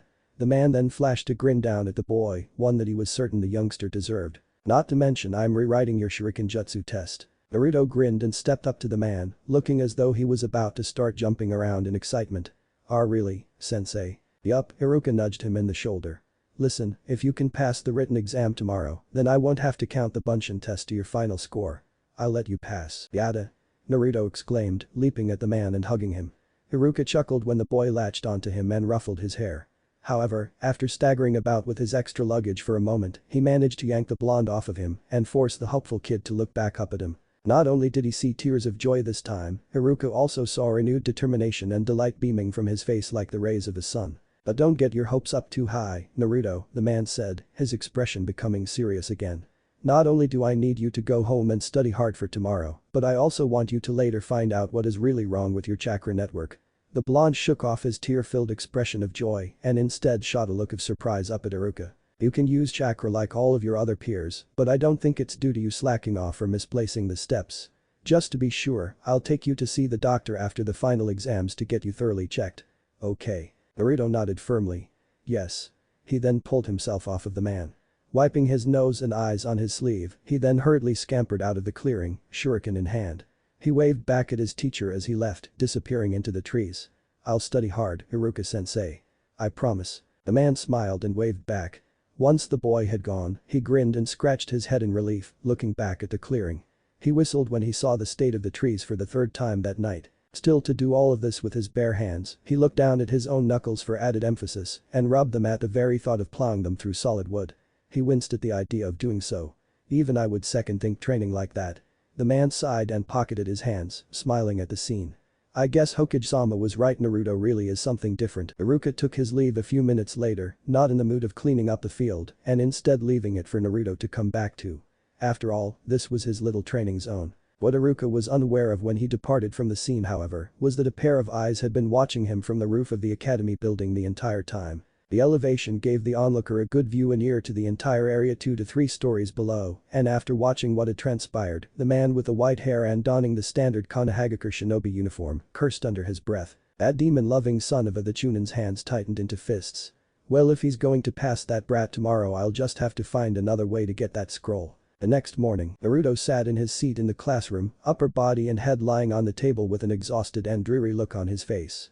He had been like that since Iruka came around the aisles to pick up their exam sheets for marking, leaving him and the rest of the students with an hour or so of break time while their sensei ticked or crossed away. The atmosphere couldn't have been any more tense or any more chatty. Students left and right were either nervously watching their teacher's monotone expression as he flipped through the test sheets with his pen one after the other, or were turning in their chairs and having a conversation with the person next to or behind them. This left Naruto with nothing to do but to sit, wait and hope for the best. I spent all night studying all of my textbooks and scrolls, Naruto thought, groaning with a bit of drool leaking out of his mouth and his eyes squinted in their characteristic manner. I must have gone through 2 years worth of work and rework in 8 hours. Ugh. Wanting to pass the time, Naruto looked up and around him to see if there was somebody nearby he knew that he could talk to or try to talk to. Looking across the way to his right from where he was sitting, he saw Amy seated and chatting with one of her friends, not really someone he knew very well, nor was she someone he really liked that much. She was kind of stuck up. Looking in front of him, he saw Choji. Kind of a weird guy, but he was more preoccupied with his chips than he was with what was going on around him.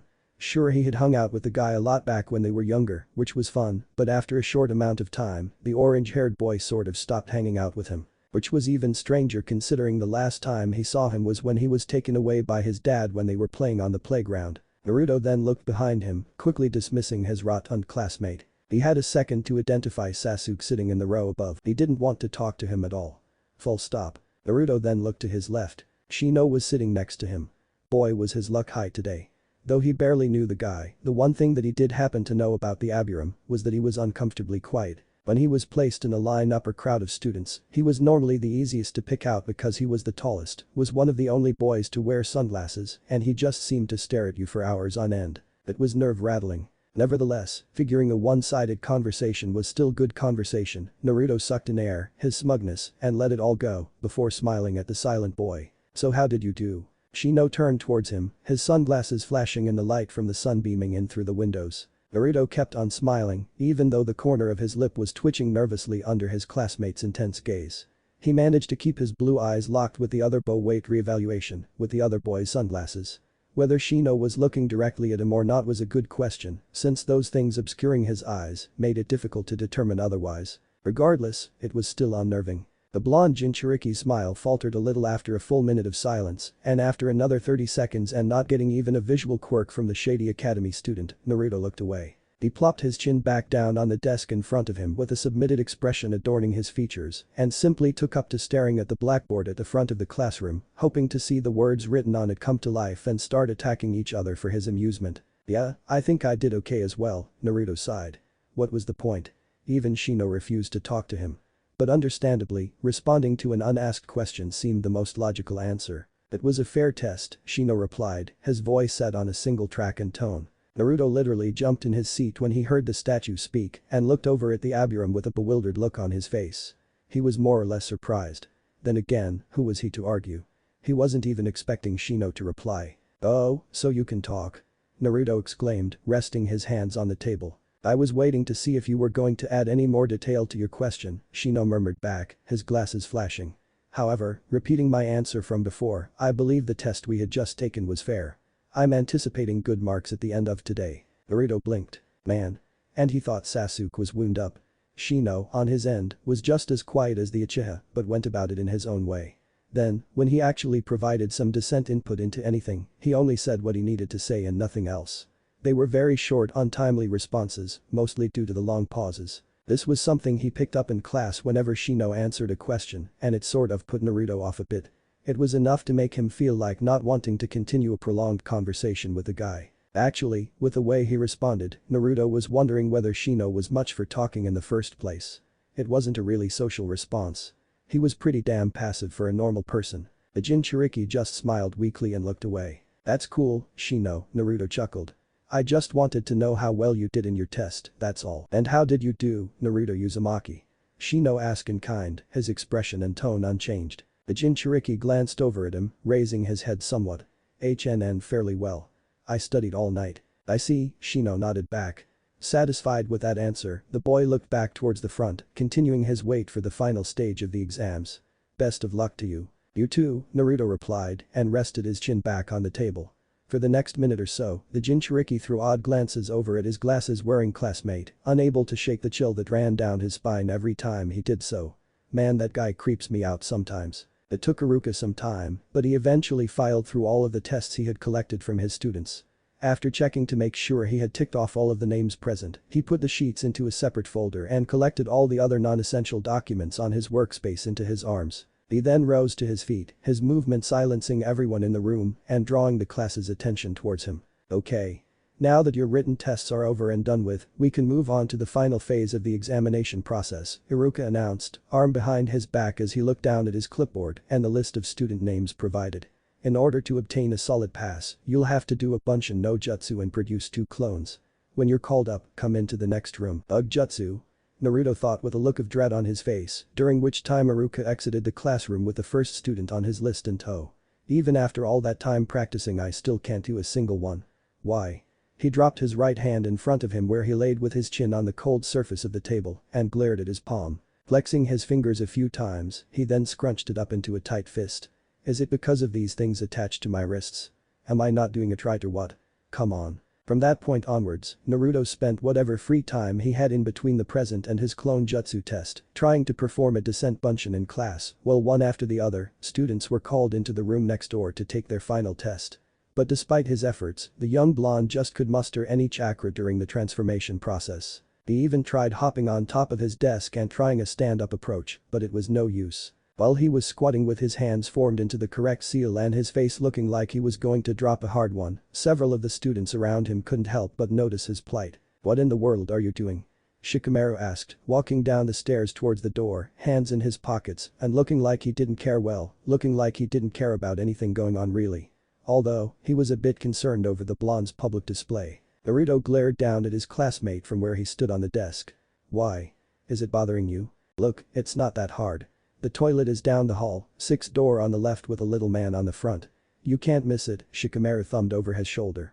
He was willing to guess what his eccentric friend was doing, but he had half a mind thinking that it probably wasn't what his other half was imagining. The tick mark formed on the Jinchuriki's head, followed by gritted teeth which he directed down at the lazy, good-for-nothing. I'm not trying to take a dump. I'm trying to perform a jutsu. Yeah, well, Shikamaru picked at his ear and flicked the excess wax away after digging it out. Either way, it's not that hard. Good luck with whatever it is you're trying to accomplish. What a drag, the boy muttered before continuing on his way out of the room. Naruto shook his head and proceeded from then on, while several of the other potential genin sitting around him snickered. Eventually, Naruto was called into the next room to undergo his final phase of the exam. Dropping down from the desk, the blonde marched out of the class and into the next one, where he was placed in the middle of an empty hall with his 2 senseis Iruka and Mizuki sitting at a desk in front of him. The 2 Chunin watched and waited patiently as the Jinchuriki took a stance and formed a hand seal. I've got to try. Naruto shut his eyes tightly and gathered his chakra. Please, just one. Please. But the results were the same as before. Try as he might, he could gather his chakra but couldn't do anything with it. It just sat stone cold in his stomach. Eventually, after several minutes, both Chunin grew impatient. They only continued to watch him to the point where sweat began spilling from his face and he turned blue.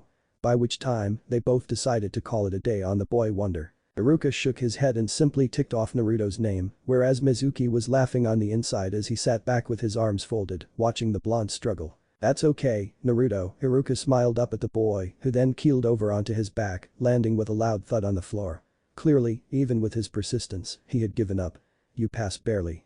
Come on. The scarred shinobi picked up one of the headbands on the table and held it up, emphasizing that his student had at least made it through academy, at last. The youngster quickly recovered from his collapse, and after the dizziness faded, Naruto wasted no time in picking himself up and jogging on over to collect his long-awaited prize. Are you sure you want to pass him, Iruka?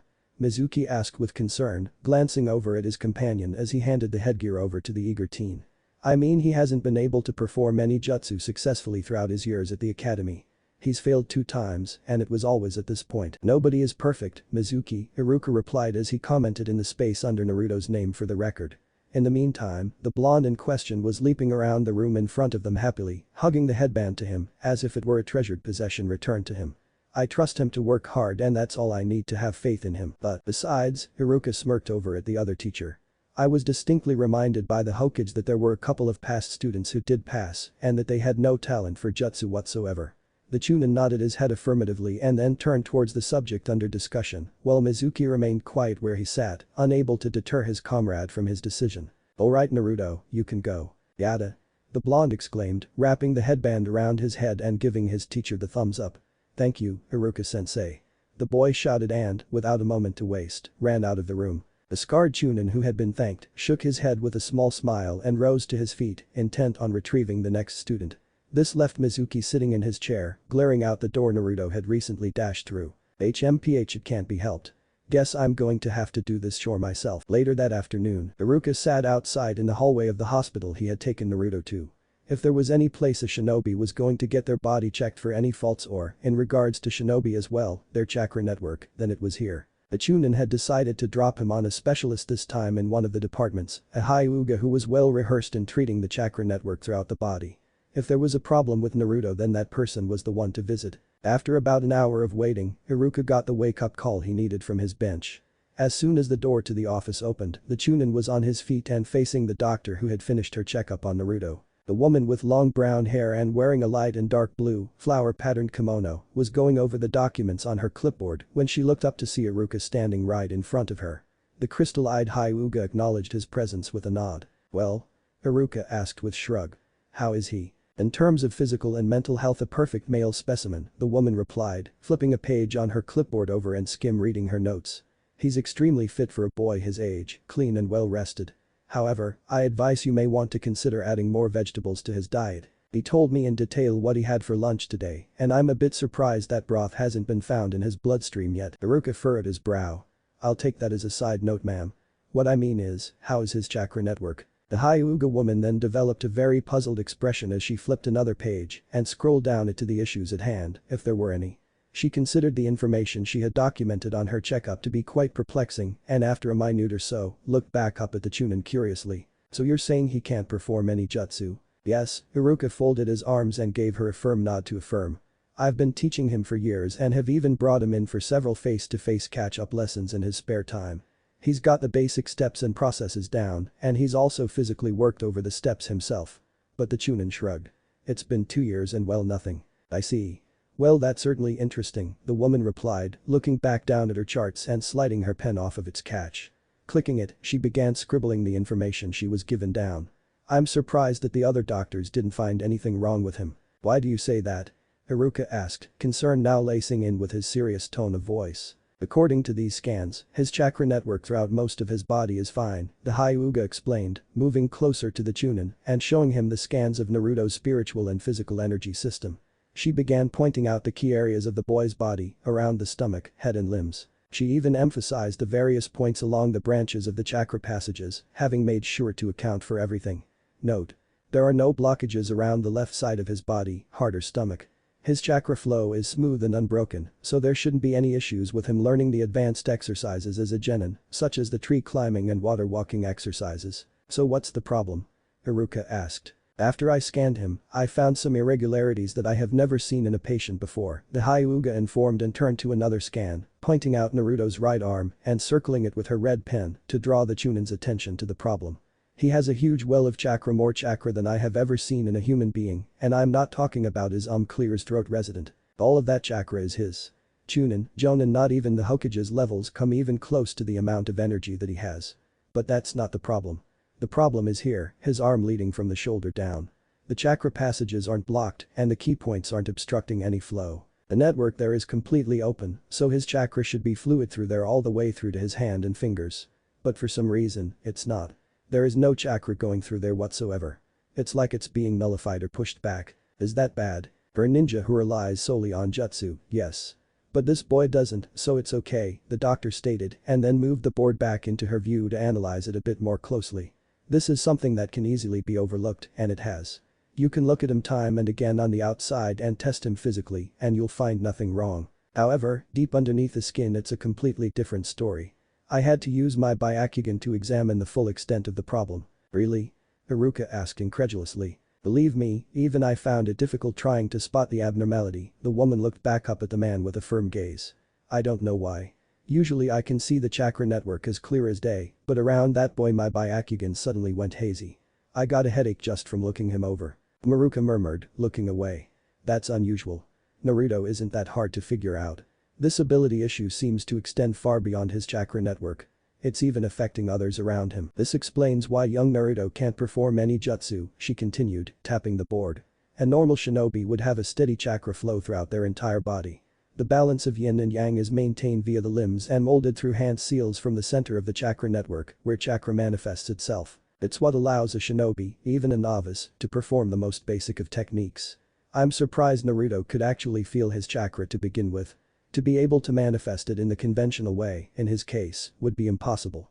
That arm is causing him way too many problems, so he can't perform jutsu using normal hand seals. It cancels out his chakra and stops its flow completely. She then showed him the chart under the one she was on, showing a blue branch area around the body which Iruka assumed was Naruto's normal chakra network. Then he was drawn to the arm in question, where instead of seeing blue chakra, he saw a purple tree effect branching from the shoulder down. "What is that?"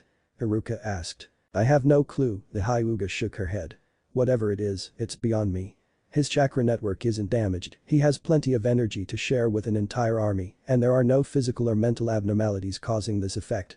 I'm pretty much at a loss. But whatever this is." She closed up her clipboard and tucked it under her arm. "It's a unique case. Young Naruto will need to find out a new way to perform jutsu without hand seals if that right arm of his is going to keep getting in the way. There is nothing I can do about it." Iruka nodded in understanding. Thank you very much. I'll take care of it." He then gestured towards her office. "Is he okay?" The woman nodded with a wave of her hand. "Yes. He's fine. You can take him home now. He took the information better than I expected, what with the rabble he's caused to us in the past after each of his visits." She shook her head in dismay as she departed, both amused and distraught at the memories she has had in this hospital involving her compatriots having to deal with the troublesome youngster. "My goodness." Iruka smiled a bit when the doctor left, but then quickly turned his attention to the room. Just as he was about to open the door, it opened for him and Naruto came stepping out, zipping up his jacket with his headband hanging around his neck. Looking about, the blonde then looked up into his sensei's concerned face, which he returned with a smile. "Hey, Iruka-sensei." Naruto grinned. "That doctor lady was very nice." Yes, Naruto, she was." Iruka cleared his throat and adjusted his collar. "Anyway, are you feeling okay? I mean, I'm sure the doctor already told you what is wrong with why." "It's okay, sensei," the Jinchuriki replied quickly, closing the door behind him and showing the man his right hand. He flexed it several times, as if it were an interesting show and tell item. "It's this, isn't it? I can't control my chakra properly because of my right hand and arm, right?" "Reght," the Chunin replied with an affirmative nod, now slowly starting to feel a little bit anxious of what Naruto was really thinking about his current situation. Not really being the brightest kid, he was still the most spontaneous student he had ever known, so Iruka had a right to feel concerned for a lot of reasons. "Please don't come up with any stupid ideas, Naruto, please. So if I want to be able to use jutsu just like everybody else in my class, I have to chop off my arm and sew a new one on, right?" Naruto asked excitedly. Really? He sounded all too enthusiastic over the idea. He thought it was brilliant. Iruka, on the other hand, had it placed flat against his face. "Okay, please don't come up with anything stupid or crazy." "Ugh." Iruka rubbed the bridge of his nose and shook his head in dismay. He then immediately placed his hand on the boy's shoulder to calm him down. "Naruto, you can't just chop off your own arm and put a new one on just because you can't use any jutsu. It still won't solve your problem of how you're going to be able to use ninja techniques with your hands. It's something you'll be, and I am disappointed at you for just thinking about." This statement had Naruto's excitement as well as his eagerness to go through with his plan plummet. After coming so close to an easy solution to his dilemma, his teacher immediately went and forbade it or made it seem to the boy that he had forbidden it. But Iruka was impressionable that way. "But sensei. Look, it's not the end of the world and it certainly isn't something you can go and start mutilating your body over. It's not right." Iruka lowered himself down to one knee and began explaining the situation to his student on a more eye-to-eye level. He braced the boy by both his shoulders and lightly shook him just to make sure he was paying attention. "Listen, even though you can't use jutsu with the hand seals you've learned in class, you can still be a ninja. There are ninja in our village who can't use jutsu or don't use any because they choose not to." Naruto blinked in surprise and dropped his hands to his sides at this new reality. "Ah, really?" Iruka smiled and nodded. "It's true. Maybe, if you're lucky, someday you might run into one or two of them around Konoha. You'll never know," the teacher informed, with Naruto smiling at the prospect of being able to meet famous and awesome shinobi who didn't use ninjutsu techniques at all. "This is a big village and it is an even bigger world out there. People just have to cope with what they have and adapt to whatever the world throws at them, just like how you'll have to learn to live with your troublesome right arm. You can still use chakra, but you'll have to master it in a different way and I think I can help you along with that." With that said, the man then rose to his feet. Letting out a sigh of relief, he then decided to focus more on the new concept he had in mind that he knew would help the young Jinchuriki out. After all, he wouldn't be able to call himself a teacher if he didn't guide his students in the right direction every once in a while. There are easier ways to solving your problem other than senselessly chopping your arms off. Oh? Naruto blinked and placed his hand on his chin in thought. After a brief moment of contemplation, he looked back up at his teacher. Like working hard to be an awesome ninja without jutsu. Lucky guess, Iruka chuckled and began leading the boy on down the hallway. There are things that you can learn that I wasn't able to teach you in class, stuff that you're expected to learn by yourself. You especially need to teach yourself how to use completely different techniques that you can employ without your chakra. Like what, sensei? Naruto asked curiously, looking up at his teacher after fastening his headband back onto his forehead. Well, I'll show you, sometime later, the Noha library. Why do we have to be here, sensei? Naruto whined out in a strained voice, while carrying a stack of at least a dozen books in his arms, at the same time waddling after his teacher who was patrolling the surrounding shelves, accompanied by a young lady who had volunteered to help them out. I hate the library and I hate books. Naruto's practical shout had nearby patrons shush at him. The blonde quickly clamped his mouth shut as dictated by the other visitors and simply resigned himself to following his sensei. To him, this was torture. But to Iruka, it was more like a pleasure walk. The man hummed to himself as he skimmed over the backs of the books left and right. The shelves literally ran up to the roof, which had to be 10 feet above them. For all those articles that they couldn't reach on their own, the young lady, who had to be at least a couple of years older than Naruto, ran up and down the sliding ladder to collect those books. She had light blonde, slightly unkempt hair hung back in a ponytail, wore glasses with a swirl pattern in them, and a white coat over a red dress, casual gear, and her ninja headband worn around her waist. Despite her age, she was quite intimate with the library and knew exactly what Naruto needed as she scaled the shelves up and down at a comfortably hurried pace. She also sung herself a happy tune to fill in the white noise around them while she scanned the upper levels of the shelves, plucking another desirable book from the top. Let's see Outdoor Survival Volume 1, you'll definitely need this. Oh, and Volume 2. The girl named Shiho exclaimed and slid down the ladder back to the floor. As soon as she hit carpet, she placed the 2 books on Naruto's already significant pile. So far, the stack the Jinchuriki was struggling to carry consisted of stealth and taijutsu basics and advancements, an assortment of materials that would teach him how to cope in the wild when supplies were low or not, weapons maintenance, ninjutsu and jinjutsu albums, and how to identify them, and 3 copies of physical exercises and fighting forms to go with his taijutsu. It was a pretty hefty load, which Naruto could feel in his lower back and shoulders. Iruka-sensei. Naruto hissed, feeling a copy of basic hand seals weigh him down even more. Is this enough? His body was trembling under the pressure at this point. Geez, Naruto.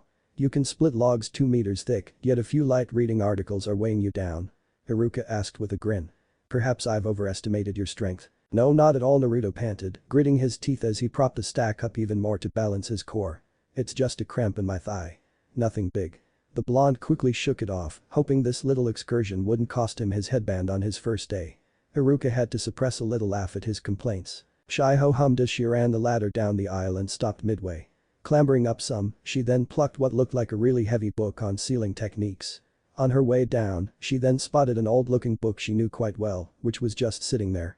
Shrugging her shoulders, she plucked that as well and clambered down the rest of the way. Landing in front of her fellow ninjas, she then systematically placed the 2 items on top of the overloaded walking cart. You'll need this, and she jogged over to the other side of the aisle, grabbed a copy of Explosive Tags.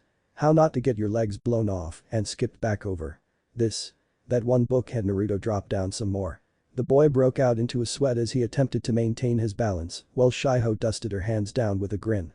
There, that should do it. Thank Kami, Naruto wheezed. Iruka grinned and patted him on the back. Oh yes, this truly is a godsend, the Chunin replied before smiling over at the girl who had assisted them. Thanks very much, Shiho.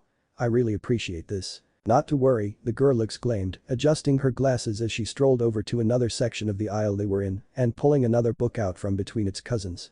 I was a genin once, so I know exactly what he needs. She studied the title. Explosive Tags. How to Master Their Fire. She then walked over to Naruto and placed that one on top of the other. Oh, come on. SHHH. Several of the other library attendants hushed, glaring at the loud boy responsible for yet another outburst. Naruto grinned nervously and in embarrassment and waved back at them. Sorry, well now let's get you acquainted to all these books I picked out for you. Shiho giggled and hurried both the ninja back down the rows of shelves towards the seating area. Come. Time is essential for a shinobi's learning, which is something we have little of, I'm afraid. She took the pair to one of the vacant cubicles along one of the library's walls and planted the boy and his reading material there.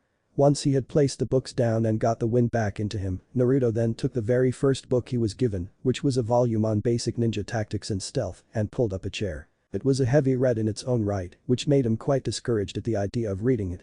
But Iruka, regardless of his student's reluctance or his expression of doubt, opened the book up to the first chapter and slapped his finger down on the very first word. "Et to it, Naruto," Iruka exclaimed and ruffled his hair. "This book isn't going to read itself." "But Iruka-sensei." Naruto spun around in his seat and looked pleadingly up at his teacher. "I can't read all these books at once. It'll kill me." "Well then, be smart about it.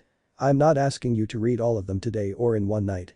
Pace yourself, work at it, and read a bit every day between your lunch breaks and training until you've finished, and then read some more. Rinse and repeat," Iruka stated and tapped the side of his head. "Just remember. The sharpest tool in a shinobi's arsenal isn't his techniques, his swords or his kunai, it is his brain." "His brain?" Naruto blinked out of his distressed appearance from his teacher's statement. "Are you sure?"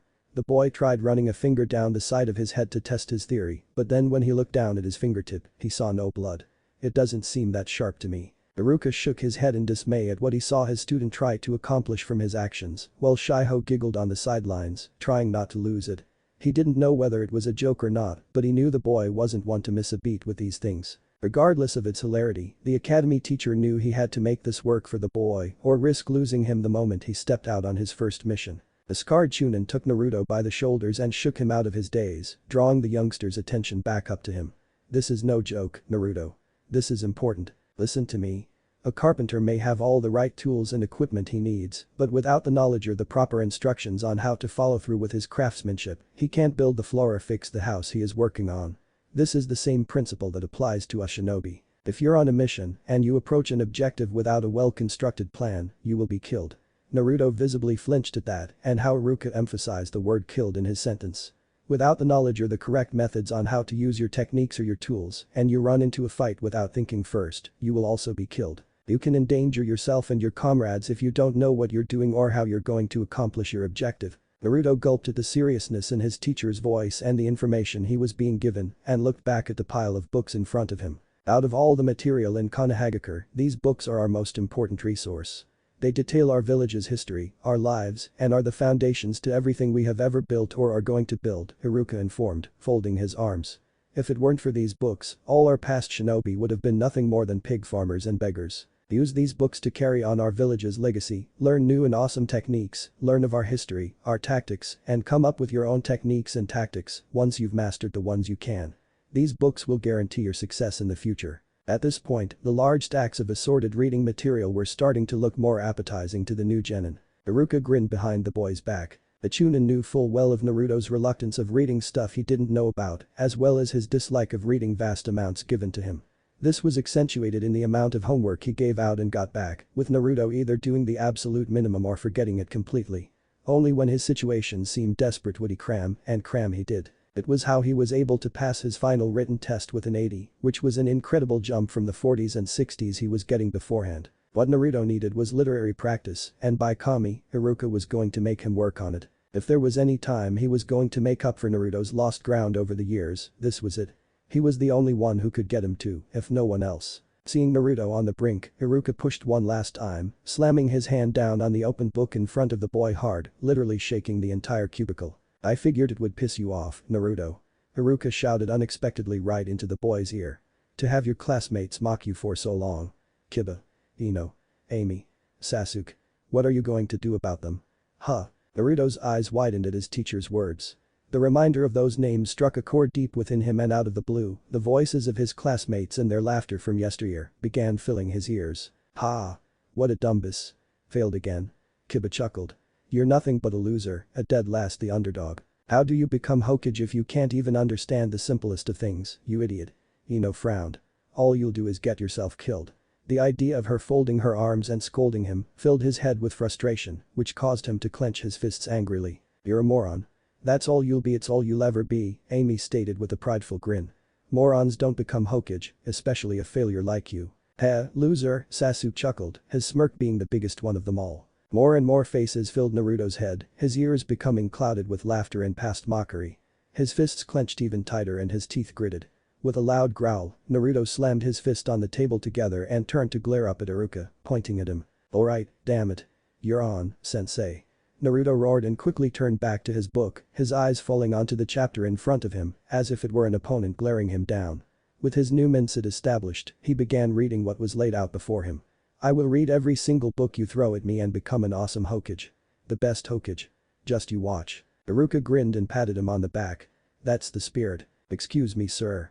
Just like that, the mood just melted away. An old woman's voice filled the air, causing Iruka to freeze instantaneously and stand stock straight on the spot directly outside of their cubicle. Slowly turning around, the scarred Chunin came face to face with the librarian. The woman wearing arched glasses and the red kimono looked to be around her 80s, an appeal that was often mistaken for a harmless and kind-hearted individual. However, despite her appearance, she had the reflexes of a cat and the strength of an ox. With a swift swipe and a vice-like grip, she grabbed Iruka by the ear and pulled him down to her level. Since she stood a couple of feet beneath his nose, it was pretty amusing to see Iruka get manhandled like he was. The Chunin was forcefully bent over rather painfully with a red throbbing ear. "Ow, ow, ow. We do not tolerate loud shinobi in this library," the librarian informed coldly before turning heel and marching towards the exit with her troublesome quarry in tow. The man cried out at the fingernails piercing his earlobe as he was dragged across the room. "I suggest you take your big mouth and your misguided enthusiasm outside, young man. Take it out on the training fields, not the books." But ow. Iruka whined and winced as he was tugged around the corner. Before he was completely out of sight, however, he turned back to Naruto. With his last ounce of strength, he called out with an extended hand. "Shiho. Teach him in my stead. I'm counting on you." "Ooh." The girl watched the man disappear and after hearing the sound of the doors revolving on their hinges as he was ungraciously kicked out, turned back to Naruto. When she did, she saw that his attention was still fixed on the book and not on the commotion. It was an interesting spectacle. Shadowing him for a minute or so, the young girl watched him study. He seemed to be stressed out at first and appeared to be rereading the same text over and over again, apparently having found something important. At this sight, Shiho then got an idea and ran around to the library desk where she normally worked. After rummaging through the materials in the cabinets for a moment, she then jogged back and placed a pen and a blank hardcover textbook beside the boy. Naruto looked down at it in surprise before glancing up at the blonde-haired girl as she planted herself in the chair beside him. She smiled and gestured towards the new goods she had provided for him. "Here. You can use these to help you in your study. Write down everything that you find useful." Naruto took the blank book and considered it. Momentarily looking it over from cover to cover, he then smirked and opened it to the first page. Taking up the pen, he put his dominant hand to work and at the same time flipped through the chapters set before him. For the next few hours he would remain in the library, with Shiho sitting right beside him to oversee his progress and assist him when needed. Later that night, Hiruzen Sarutobi was feeling a lot more cheerful this afternoon. Although the ruckus the other day with the Hokage monument did cause somewhat of a small headache for him, it was nothing big. Because today, it was all quiet. No shinobi rushing into his office with an emergency, no messages of impending doom, no threats of invasion made from other surrounding nations, and no news whatsoever of a little boy with blonde hair and wearing orange causing any havoc around his village. So far today, Konohagakure was absolutely silent. Not a whisper on the wind or any signs of disturbance. That was the way he liked it. His hat off for the day and with time to spare, the third Hokage decided to go to his living room for a nice hot cup of tea and a nap. After all, it has been a while since he had had an afternoon all to himself. It was ample time for him to contemplate on past memories and give further thought to the future, with all considerations towards a better one. He needed to keep his mind clear. While making his way down the hallway, the small smile he was wearing as he puffed on his pipe suddenly vanished. Pausing for but a moment, the elder perked an eyebrow and veered to the right, stepping off of his intended path. It seems things weren't as quiet as he was hoping for. Traversing down a different corridor, he came to a stop just outside of his reading room across from the scroll storage room. This part of the mansion had been built back in the time of Hashirama Senju and was designed to store all the closely guarded secrets of the cages. The entrances had been premeditated to alert the current resident of the mansion of any intruders, which was why the third was here to investigate. Access was only permitted to authorized personnel and the present, reigning Hokage. Somebody was boldly overstepping their boundaries. Huffing on his pipe, the third entered the reading room soundlessly and with no hint of worry whatsoever. Treading carefully in the dark for several paces, the old man then effortlessly reached out and with a flick of the switch, turned the lights on. The overhead illuminators blinked into life and lit up the entire room in a bright orange glow. The hardwood floor with white walls and railings up in the ceiling, and shelves of assorted books and scrolls lined up along the lengths of walls, were the primary fixtures of the hall. There was also a reading desk set up against the far side of the room, with a comfy chair seated alongside it, making up the definitive aspects of the chamber. There was no place like a private study area. Hiruzen walked up to his desk and looked down at the empty seat momentarily. He then sighed and looked up, his expression conveying his lack of amusement to the situation. "What are you doing in my house, Naruto?" The third asked to the wall in front of him, but meant it for the set of ears hiding up in the rafters. A split second later, a body fell from the shadows of the railings above and landed with a loud thud against the hard floor. The third turned around and glanced down at the blonde staggering back to his feet, a bundle of scrolls in his arms and a large one hanging from his back. The elder raised an eyebrow while he watched the boy gather up the articles he had dropped before grinning at the village leader. "Hey, Saratobi Jiji," Naruto grinned. "Naruto," Hiruzen grumbled with his voice set on a low tone and close to dangerous. "Have you resorted to stealing from me? Huh? Oh. No. No. Of course not. Why would I steal from you, Oji-san?" Naruto hurriedly replied, trying not to drop the scrolls as he hopped over to the reading desk and deposited them on top of it. Leaving the big one to hang at his side from the strap over his shoulder, he then staggered back a bit and stood before the Hokage with his hands behind his back and a shame-filled look on his face. I'm sorry, Jiji. It won't happen again." The Hokage sighed as he shook his head down at the boy. "That's quite alright, lad." He removed the pipe from his lips and then gestured down at the other item hanging at his side. "Why do you have the first Hokage's scroll of seals with you?" "Oh?" Naruto jumped a bit before fumbling around to move the giant article into view. He removed the strap from his neck and propped the scroll upright in front of him, with a wide beaming grin on his face. "You mean this?" "Yes, that," the elder replied, lowering his pipe and giving the boy a sterner gaze. "Did you take that from the vault?" Naruto nodded his head excitedly, earning another mumble from the Hokage as he tapped the tip of his pipe against his balding head. "Naruto, that is a very dangerous relic you are holding," Hiruzen murmured, looking down upon the object as if it were a cursed item. "The first Hokage sealed away many forbidden techniques within that object and locked it away in this mansion so that no other ninja could learn of its secrets. There are kinjutsu of the worst kind on that scroll you are holding, harmful abilities that are not to be performed even by the most formidable of shinobi, particularly a young upstart such as you." Naruto's face fell at this news and watched as the Hokage stepped forward and tapped against the side of it. "Why on earth would you come to my place seeking such a thing?" Blinking, Naruto then smiled again and rushed to the desk. He laid the giant scroll down on it and unfurled it a bit before turning back to the village leader. "So I can learn ninjutsu, Jiji. So you can learn ninjutsu?" Naruto nodded his head feverishly. Yup. I read in one of the books that Shiho-chan gave me that the Hokage mansion had mountains of scrolls in the storage rooms containing all sorts of techniques throughout our village's history. I figured, because I can't use normal hand seals like everybody else, maybe I could find a technique in one of these scrolls that even I could use because I can't use normal ninjutsu. The blonde frowned a bit at this and looked down at his hands. Glancing from palm to palm, he clenched both his fists tightly and looked back up at the third, with determination evident on his face. "Iruka-sensei said that I could learn new techniques by reading. So I came here to learn from the cage scrolls because the Hokage can do everything." "Right." Hiruzen considered the boy's words for a while, his face scrunching up a bit after listening to the youngster's exclamations. He then smiled slightly after his mind worked around the information in his head and he shrugged his shoulders as he watched Naruto jump back into a stance and set his fingers in a cross-like seal. It was one of the first techniques he had learned from the Scroll of Seals and he was determined to make at least one of the jutsu work. "See. If I can use hand seals that aren't like the ones taught at the academy, then maybe I can finally perform ninja techniques," Naruto exclaimed with a grin.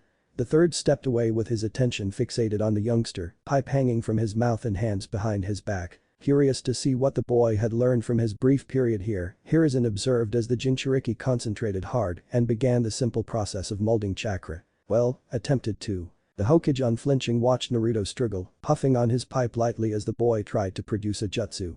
However, after several unyielding attempts, the Jinchuriki eventually threw in the towel and grabbed his right wrist with his left and throttled it. He was glowing red with frustration by the time the minute of practical experimentation was over. "Stupid arm." The boy roared, shaking his limb.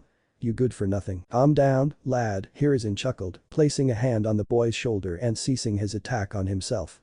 The spiky-haired rookie, crestfallen at yet another failed attempt, glanced up at the village leader when he felt the elder jerk him lightly to get his attention. "Look, I'm sure you've taken Iruka's words to heart that you can read to learn and surpass all your weaknesses, but you should really know that there are some things that you just can't learn. The old man then gestured down at the giant article unrolled on the table. This scroll that you took from my storage room is one of those things that you're not allowed to learn from, with the contents of it better off not learning at all. But Oji-san, Naruto took the elder's hand on his shoulder and squeezed. What am I going to do about ninjutsu then? I want to learn it, but I can't do it. The doctor says I can't, and Iruka-sensei hee. Well, the third sighed and rubbed the back of his head thoughtfully, his pipe still hanging from his mouth. After a moment of thinking of a way of cheering up the boy and setting him straight, the elder then smiled and refocused attention on the young genin. Listen Naruto, I've lived a long life and have seen and learned many things. One of these things that I've learned is that life isn't easy. But with every obstacle and with every pothole I've encountered over the years, I've corrected myself. I worked my way around those obstacles and hopped over every pothole and have kept my eyes open for any more with every step that I've taken, yet I still manage to hit some sort of roadblock. I've learned from every accomplishment and every failure I've had. Do you understand? Naruto nodded his head slowly, earning a nod of understanding from the third as well. The third took Naruto's right hand and held it up. Examining it momentarily and running his thumb over the boy's palm, he then looked the youngster in the eyes.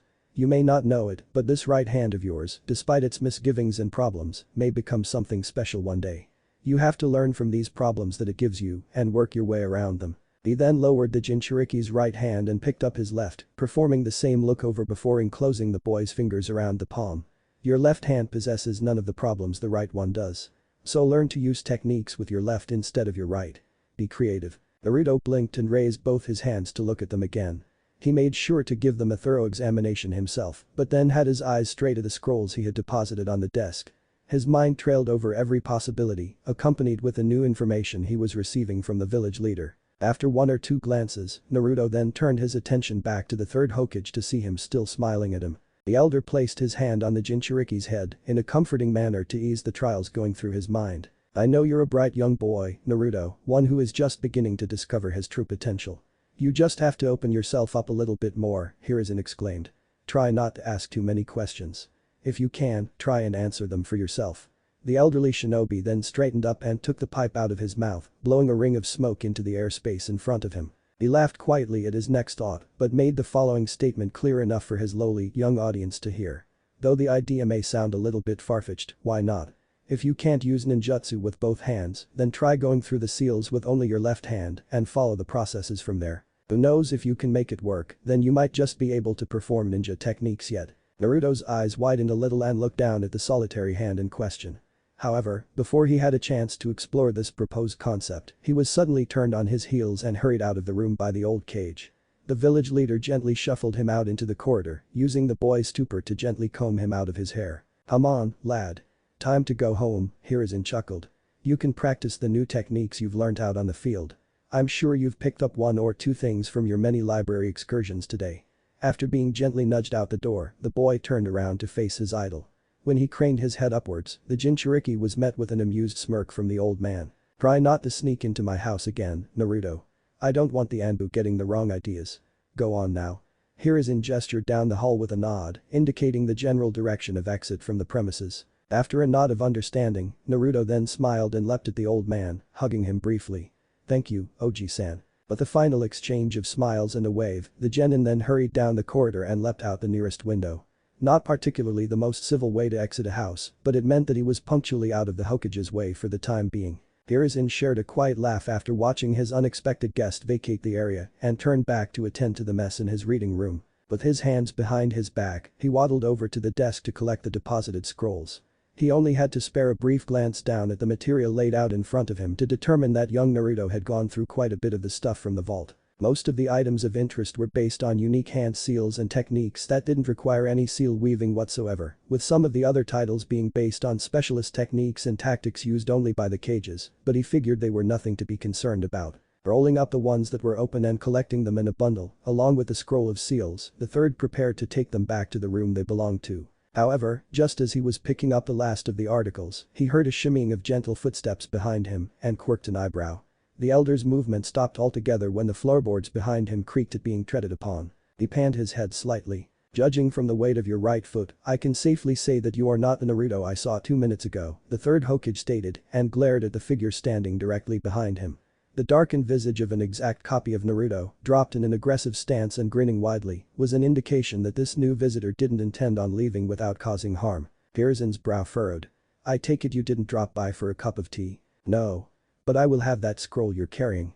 Naruto shouted and tossed a cluster of pellets on the ground. The tightly wrapped balls detonated simultaneously as the third Hokage wheeled around to face the enemy. However, due to the weight in his arms and probably a bad leg obtained from one of his past battles, he was unable to face his adversary quickly enough. He also made the mistake of breathing in the purple cloud of fumes that suddenly filled the room, and he soon found himself retching on the thick vapors. Seconds later, the old Hokage dropped to his knees, discarding the scrolls at the same time to stop his fall. He rested his upper body as best as he could on the desk chair while he continued to cough on the clouds filling his lungs. Tears welled up as a result of the gas, and his face broke out into a sweat, the paralyzing agent quickly taking effect. Mustering up whatever strength he could, the elder glared up through a hazy vision at the Naruto copy strolling into view through the gas. "Take a nap, you old fart," the copycat exclaimed, swooping down and picking up the discarded scroll of seals. Hanging it from his shoulder, Naruto then stood straight up and flashed his headband at the shinobi hacking on the fumes. "You'll probably need one after this. So long." Performing a mock salute, the thief then turned and sprinted for the exit, eager to leave the premises and, by extension, the village before anyone caught wind of what has happened. Hiruzen gritted his teeth and tried to force himself up, but couldn't due to his muscle strength atrophying. See curses arg, his body weight seemed to increase tenfold. That Mizuki, damn him. Meanwhile, some ways down the road, Naruto had left the Hokage mansion willingly behind him, not only out of respect for his oldest and kindest mentor, but also to contemplate on what he was recently told by said elder. As he nudged past oblivious civilians down a lantern-lit street filled with clubs and restaurant, he was too busy staring intently down at his left hand to concentrate on anything else, whereas his right hand was slipped comfortably into his pocket. It was an odd sight, seeing a boy staring down at his hand while aimlessly following a random busy road. Not to mention that he wasn't even changing his route for anything. A lot of the villagers out in the nightly air had to give the blonde troublemaker quite a wide berth, as the Jinchuriki had knocked over a noodle cart unintentionally and had almost nearly walked into several transporters and couriers crisscrossing the boulevard. Could that be the answer to my problem? Naruto blinked and stopped in his tracks. If my right hand is preventing me from creating jutsu with both, then maybe I should just use my left hand to form the seals. I mean, the blonde paused for a moment in thought and looked up. Ahead of him, he saw Katetsu and Izumo crossing the road to a pub on the other side of the street, with their respective arms around what Naruto suspected were their girlfriends. They were locked in deep animated discussions with the admirable companions they were entertaining for the evening, and were looking quite happy. This didn't throw Naruto off one bit, as he chose to regard it as typical off-duty shinobi time. I could probably be the first ninja in Konoha to be able to form hand seals with only one hand. Naruto fisted his left hand and thumped it into the air. I'll go back home and reread my copy of Hand Seal Basics. I'll just use the seals designed for the left hand and practice with them, then afterwards, maybe I'll try out some jutsu. But the new goal set and his resolve to learn ninjutsu strengthened, the smirking Jinchuriki turned heel and prepared to head back to his apartment. However, just as he turned around and began a hurried trek back down the avenue he had already marched, he violently and rather inadvertently ran into someone running in the opposite direction. Both Naruto and the runner roughly brushed by each other's left shoulders and slammed the opposing person in question around on a 180-degree turn.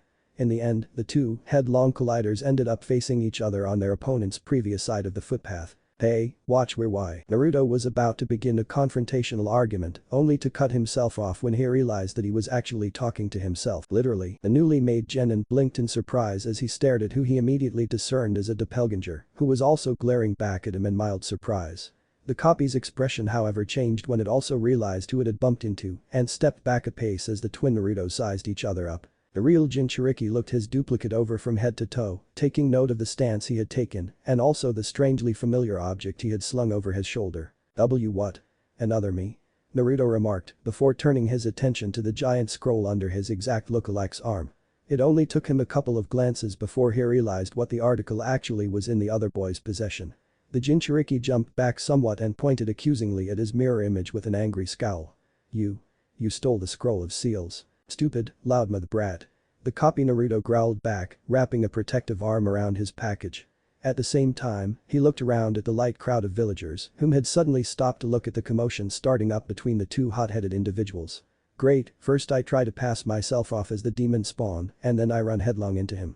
You snuck into Jiji's home and stole his scroll, didn't you?" Naruto growled and dropped into a confrontational stance of his own. "Give it back." "Shut your mouth, you babbling moron," the copy shot back, now becoming increasingly weary of any shinobi that might be nearby. "Don't think that you can stop me." If you get in my way, I'll cut you down. HMPH, Naruto huffed. You may look exactly like me, but your voice lacks the balance of seriousness and charisma that I have. There's no way I sound that brittle and threatening at the same time. The copy scowled even harder and was preparing to draw a kunai when he caught onto the sight a series of shadows hopping across the rooftops in the distance. Glancing up, the fake Naruto tried to make out the fast-moving silhouettes and the direction they were heading in order to evaluate his situation. It took him only a moment of observation to realize that the squads of shinobi forces were running towards the Hokage mansion. Judging from the numbers, they must have picked up on the commotion from the sensors at HQ or were maybe performing a routine checkup, he didn't know. All Naruto knew though was that something was going down, and with everything that has occurred so far, he was more or less leaning towards the idea that the squads of Anbu and Chunin were coming to their leader's aid. The real Naruto seemed to take notice of his doppelganger's attention lapsing, but ultimately decided to keep his eyes locked on him for the time being, instead of taking action. After all, he had no idea who the person impersonating him was and that if he acted irrationally, it would probably cost him. Damn it, the old man must have raised the alarm, the Naruto copy thought, shaking his head when he saw the shadows on the horizon disappear and cursed his luck. I thought my gas had stunned him, but even as an old croc the geezer still has some energy to burn. Guess I underestimated him. Not wanting to alert his presence to any possible eagle-eyed Anbu nearby, as he had already done so with the villagers, thanks to the untimely presence of the real Naruto, the copy decided to make a hasty retreat. The crowd around both him and the Jinchuriki had grown, and with the only shinobi for some ways being the genin in front of him, he figured that this was the best time for him to leave without being discovered. But the huff, he spun around and began to sprint away. Naruto, however, closed in on him in mere seconds, just as he was making a break for it. The spiky-haired genin lunged out with his right hand extended and with a roar, grabbed hold of his doppelganger's arm. Hey. We're not done yet, you copycat. Naruto managed to stop his duplicate, his hand getting a good grip. However, the moment he made contact, an unexpected result occurred. The white puff of smoke exploded around and enveloped the Naruto double, surprising the original. Seconds later, after several surprised gasps from the surrounding villagers and some light coughing from the blonde genin, the cloud dissipated. When Naruto looked up at his quarry, he got quite a surprise when he found himself glaring up at none other than his other academy teacher Mizuki, who was looking down at him with a shocked look on his face. What's going on? Naruto blinked, looking up at his teacher with his hand still firmly grasped around his wrist. In the few seconds that passed, he was unable to tear away from the fact that he was looking up at the thief's true form, the real thief. The one that had stolen the scroll from the Hokage's mansion was Mizuki. His teacher. No matter which way he sliced it, since he thought he knew the Chunin so well, Naruto couldn't understand what was happening. Mizuki on the other hand, stunned beyond belief as well, blinked in astonishment and looked down at his form to find that he was standing at his normal height and, as an extension of this realization, was back to normal. His hinge had dropped on its own accord and he couldn't fathom the reason why. How? I was hinged perfectly. How could my technique just fail like that? It's never happened before. Mizuki thought and looked up in the midst of his raging thoughts. His eyes fell upon another situation unraveling. The crowd of villagers surrounding the area of the road broke out into a series of surprised murmurs and gasps. Individuals, couples and groups of onlookers began to chatter amongst themselves in confusion, with the details being drowned out by the sheer number of witnesses on the scene. This was bad. Mizuki knew it. His cover was blown and his real identity had been revealed. Now it was no longer the idea that it was the Jinchuriki who was responsible for breaking into the mansion and stealing one of the forbidden scrolls from the third's vault. It was him, a Konoha shinobi. The commotion, now escalating in volume, would definitely draw some unwanted attention from any lingering authorities, and the Chunin knew that he had to get out of there. Shaking off the shock of his jutsu's failing, his face scrunched up angrily and he glared down at the boy clamped onto his wrist.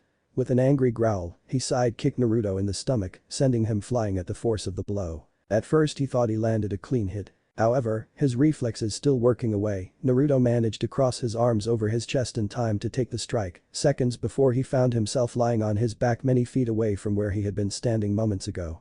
A series of gasps resonated from the crowds when they saw the Chunin take down the youngster without warning or hesitation. "Get your filthy hands off of me, you brat." Mizuki bellowed, rounding on the downed genin as he began to pick himself up off of the ground from the kick. "I don't know what you did to dispel my hinge, but I swear to Kami it will be the last time I let you do so." Naruto shook his head while he pushed himself into a kneeling position and rubbed the forearm he used to block the kick.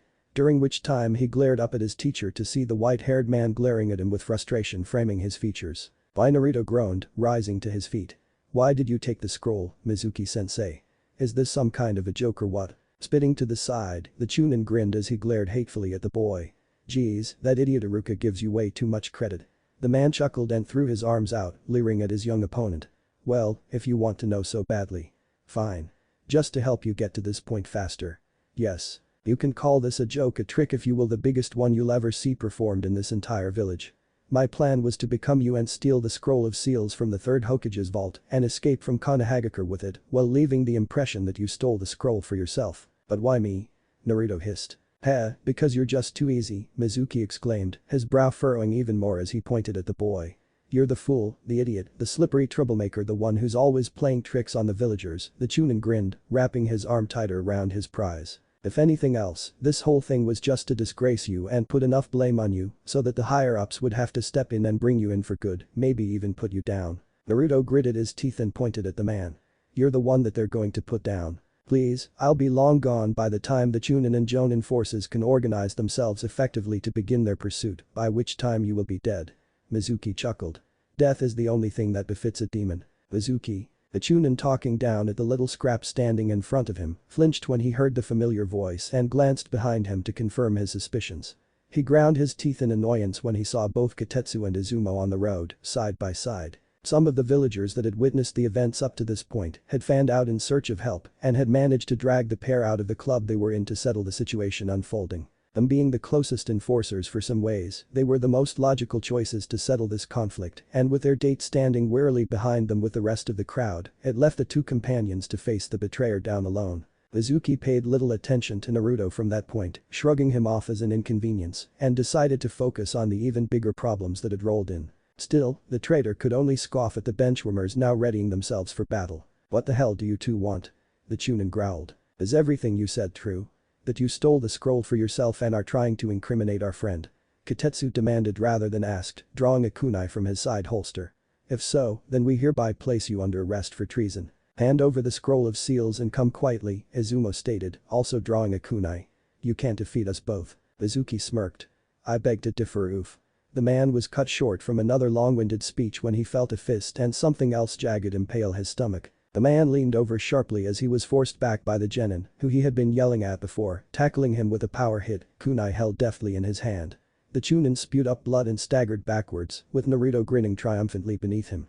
As an added incentive, he buried the knife even deeper into the shinobi's gut. That's for kicking me. The Jinchuriki exclaimed. Rule number 1 of shinobi combat. Never turn your back on your opponent. Kitetsu and Izumo were at first shocked at the decisiveness of the young Jinchuriki's attack, but shook it off moments later. Nice one, Naruto. Kitetsu exclaimed. Damn you fucking brat. Mizuki cursed angrily. Withstanding the hit as best he could, he then grabbed the boy, impaling him by the head and slammed his knee into his stomach. That blow knocked the wind out of Naruto before the white-haired Chunin took him by his hair and threw him off, tossing him towards the crowd. Villagers barreled out of the way when Naruto was thrown at them, the boy crashing into a stack of crates sitting beside a fruit stand and disappearing into the boxed provisions. The tower of wooden storage units collapsed on top of him, with the ones he was thrown into shattering into splinters. Naruto groaned, coughing out blood onto his jacket after feeling his stomach and chest cave in after taking the full force of the strike. He may be a ninja now, but that didn't make him any more immune to an attack. He was still young and a novice genin at that, an academy graduate with only 12 hours of experience. Mizuki was a veteran Chunin with unclear years of experience and practice as a ninja. The boy knew immediately that it would have been stupid of him to try and take the man on, one-on-one, but thanks to the distraction by Izumo and Kitetsu which he took advantage of, the Jinchuriki had managed to land a lethal hit. Naruto chuckled and looked up at the staggered Chunin, whom was clutching his gut tightly and trying to keep his bodily fluids in. Ha! I got you good, damned brat. Mizuki growled and ripped the knife from his stomach, tossing it away. I'll make you pay for that. The Chunin started towards the downed youngster, aiming to kill him with his bare hands. The sound of metal tearing through the air however drew his attention away and he looked to his left where he saw a barrage of kunai sailing towards him. He stepped back effortlessly to avoid the projectiles but lost sight of the ones who threw them. He then glanced up after his dodge to see Kitetsu descending upon him, a giant mace in his hands with a chain attached to it. The spiked weapon resembled a clam of some sorts and didn't look to be all that appealing as it plummeted towards the white-haired Chunin. Mizuki grinned up at the man diving at him from up high and despite being injured, managed to swiftly grab one of the Fuma shurikens from his back and respond instantaneously. The four-pronged shuriken spun like a saw blade when it was thrown up at the Chunin, who reacted just in time to block it when it flew directly at him from the blind spot of his own weapon. The force of the hit knocked him straight into the side of the building he and his partner had been in, with his impact with the wall cracking the brickwork. He slumped to the ground and quickly tried to pull himself up with his colossal melee weapon still in hand. Izumo meanwhile had opted to take Mizuki from his blind spot. But when he lunged at the man's back with the dual, curved kunai blades he had gotten from his partner, Mizuki sidestepped and swiped at the man's feet at the same time he flew by.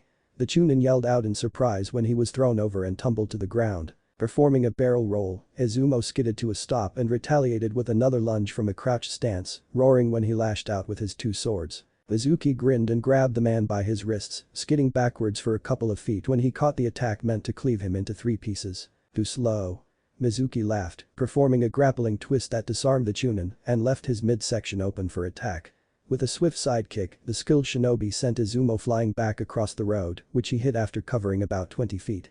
He bounced several times before sliding to a stop, groaning in pain and clutching his arm. The traitor laughed, sliding a foot under one of the fallen kunai swords and flicking it into the air. Catching it, he then began approaching his fallen former comrade, who in his groveling attempts, tried to get back up. "I don't know how you two ever made Chunin," Mizuki laughed. "Sitting on the sidelines for all these months has made you softer. You need to keep in practice if you ever hope to defeat an accomplished active shinobi such as myself. Shut it, you wash out." Kitetsu roared, finally back on his feet. He lunged at his opponent with his large mace cranked back. "I don't want to hear it." Kitetsu swung his huge melee weapon across, but Mizuki managed to block the hit from the side, with the kunai sword he held in a two-handed grip. Despite the enormous force the shell had behind it and from what it generated on its own, it only managed to nudge its target back a few feet before the man gracefully slid the sword he held across the handle of his opponent's club and pushed the mace straight down into the ground. Wide open, Mizuki elbowed Kitetsu in the chin before side-kicking and attacking Izumo coming in from his blind spot again. The attacker was thrown back and skidded to a stop, winded but with no fatal damage. Mizuki then swiftly followed through with the same leg, spinning around in a wide swing and kicking Kitetsu across the face, sending him flying back and into the ground, beaten, with his primary weapon wedged into the road. Izumo attempted one last attack with a trench knife to try and bring down Mizuki while his back was open to him, but when he swung at the Chunin, the swift fighter spun around yet again and lunged with the kunai sword. The bandana-wearing Chunin ducked to avoid a lethal blow, but ended up with a knee to his face. The upward thrust broke his nose and sent him staggering, seconds before Mizuki spun at him with a spin kick, which also knocked him down. Within seconds, both Chunin were beaten, wounded and lying with their faces in the dirt. The crowds gasped in horror at the quick defeat of the shinobi, with all onlookers visibly backing away in fear. Murmuring started up amongst the groups of spectators again, all of whom concerned for the safety of the two men. Individuals on the outside of the crowd with common sense broke off to go look for more help, whereas those who were in sight remained. Mizuki scoffed and threw the kunai sword he held towards the ground, which stuck upright from where it struck. The wound in his stomach was now bleeding heavily from the effort he had exerted in bringing down his former companions, with only adrenaline keeping him from keeling over. However, he paid his own injuries little mind while he looked upon the downed pair with disgust. "You two aren't even worth my time," Mizuki spat before returning his attention to Naruto. The young genin was gawking at the sight of the carnage. It was a lightning-fast battle, one that even he could barely follow. He had always thought that Kitetsu and Izumo were two shinobi that couldn't be defeated so easily, and when they arrived the Jinchuriki thought that Mizuki was done for. But after watching the pair get cut down within seconds by a severely wounded Chunin made the boy realize that the white-haired traitor was much more powerful than he was letting on. Deception was a major part of a ninja's career. Naruto knew that fact well. The blonde gritted his teeth as he dragged himself into a kneeling position, wiping the blood from his mouth. "You bastard. You see this, Naruto?" Mizuki grinned, throwing his arms out and gesturing to himself. "This is what a real shinobi is. This is what a real shinobi can do. You're just a scared, little boy with pathetic hopes and dreams pretending to be a shinobi." The white-haired man stopped at a certain distance from the youngster, ensuring that there was enough room for him to counter any more sneak attacks that he could possibly be planning. "This is the real world and in the real world, you are nothing. Whatever, like you can take me on in your condition." Naruto shouted back, rising to his feet. His efforts and words only earned a laugh from Mizuki. Meanwhile, Izumo and Kitetsu were trying, through various broken bones and concussions, to get back to their feet in order to re-engage their target. But thanks to the one-sided battle they just stepped into, the two of them had sustained heavy blows. Mizuki was certainly no man to take lightly. His attacks packed more power than either of them could take, and they judged from his movements and strength that he was close to Jonin level. "Damn it, move." Kitetsu cursed while he pushed himself off of the ground, shaking from the effort with blood dripping from his mouth. "Come on, body." You have to stop that bastard before he gets away, the man groaned and fell back down, his muscles giving. Mizuki glanced briefly over his shoulder at the struggling Chunin and smirked before turning back to face his other prey. If you know what's good for you too, you will stay down, Mizuki stated. Half drunk or not, you can't beat me. Fuck you, Izumo spat, only to be given the cold shoulder from the man they were aiming their glares at. You can't do anything in your state, the traitor replied, grinning a second later when a shadow was cast over his eyes. And since you can't do anything, Naruto, the boy perked up at being addressed, but remained where he was, rigid and weary of an attack. The Chunin gave the youngster his utmost attention, even gracing him with a snide smile. Do you want to know why the villagers despise you, resent you and hate you so much? Itetsu and Izumo immediately knew where Mizuki was leading to. Expressions of desperation and shock took hold of them. No. Don't. Kitetsu roared. Don't tell him, Mizuki. Izumo also shouted, trying even faster to get back into the fray. You remember being told about the nine-tailed fox, don't you? The demon that attacked the village and was sealed away, right? Naruto furrowed his brow, wondering where this conversation was going, but still wanting to know. He nodded his head in response. Well, since that day, a special rule was created for this village, but was never meant to be told to you. Not to me. What is this rule? Do you really want to know? Mizuki asked with an unpleasant smile. Just tell me already. The villagers crowding the vicinity also caught on to what was being thrown between the two ninja and quickly became scared. Not about the repercussions they could receive from the third Hokage, but from what might happen if Naruto was told of what he was carrying. They were all well aware of the Kyuubi's wrath from experience alone, and nobody wanted the events from that day to happen again. No one could predict what could happen next, but the very thought terrified the spectators. Don't tell him. It's the law of the village. If he finds out, you'll anger him and he'll kill us. You'll destroy us all. Villagers cried out from left to right, trying to persuade the Chunin otherwise. But Mizuki delighted in their panic and continued to speak. The rule is that nobody is allowed to talk about the fact that you are the nine-tailed demon fox. Mizuki chuckled. Naruto's eyes widened. The words hit him like a genuine blow to the head. No, it was far worse than a simple hit administered by a punch or a kick. Hell, it carried way more force than both of them combined. The best way to describe the sudden feeling was a sickening strike to the head from what felt like an otherworldly, unrelenting weapon, as years of persecution, hatred and loneliness, and the reasons because of them, fell on top of him like a ton of bricks. Shaken to the core, the Jinchuriki staggered back in response, almost losing his balance as strength and adrenaline were seemingly snatched from his body. It took several seconds to sink in, but eventually Naruto began to visibly tremble from the news. The crowds braced themselves for the coming storm, with many of the villagers turning to flee. What do you mean? Stop, Mizuki. Kitetsu shouted, crawling towards the man in an effort to get to him and silence him. That's enough. Mizuki laughed. It means you are the Kyuubi. The nine-tailed demon fox that killed Iruka's parents, destroyed the village, and butchered the families of hundreds. You were sealed up by the very Hokage you admire, and you were lied to by everyone. The man cackled, pointing at the shivering crowd with hatred of his own burning madly in his eyes. Look at how they cower at the sight of you. Look at them. All that fear and hatred towards you. There's not a single person in this village who likes you or respects you. No one acknowledges your existence or your strength. You are nothing but a useless, talentless demon. That's not true. Kitetsu shouted. Now in range, the man leapt and grabbed Mizuki by the leg. He wrapped his arms around the limb tightly and squeezed like a vice. The white-haired Chunin glared down at the individual latched onto him and attempted to shake him off. None of it is. Ignoring the thrashing, the spiky-haired Chunin glanced over at Naruto, who was still in a state of shock and disbelief. Naruto. You are not the nine-tailed fox and you are not talentless. You're not. You're different from the fox, Naruto. Izumo also shouted, pulling himself into a kneeling position. You are not a demon to us. Do you see that headband you are wearing? That headband means you a ninja of Konoha, Naruto. Kitetsu growled, taking the various punches and kicks from the traitor he was latched onto.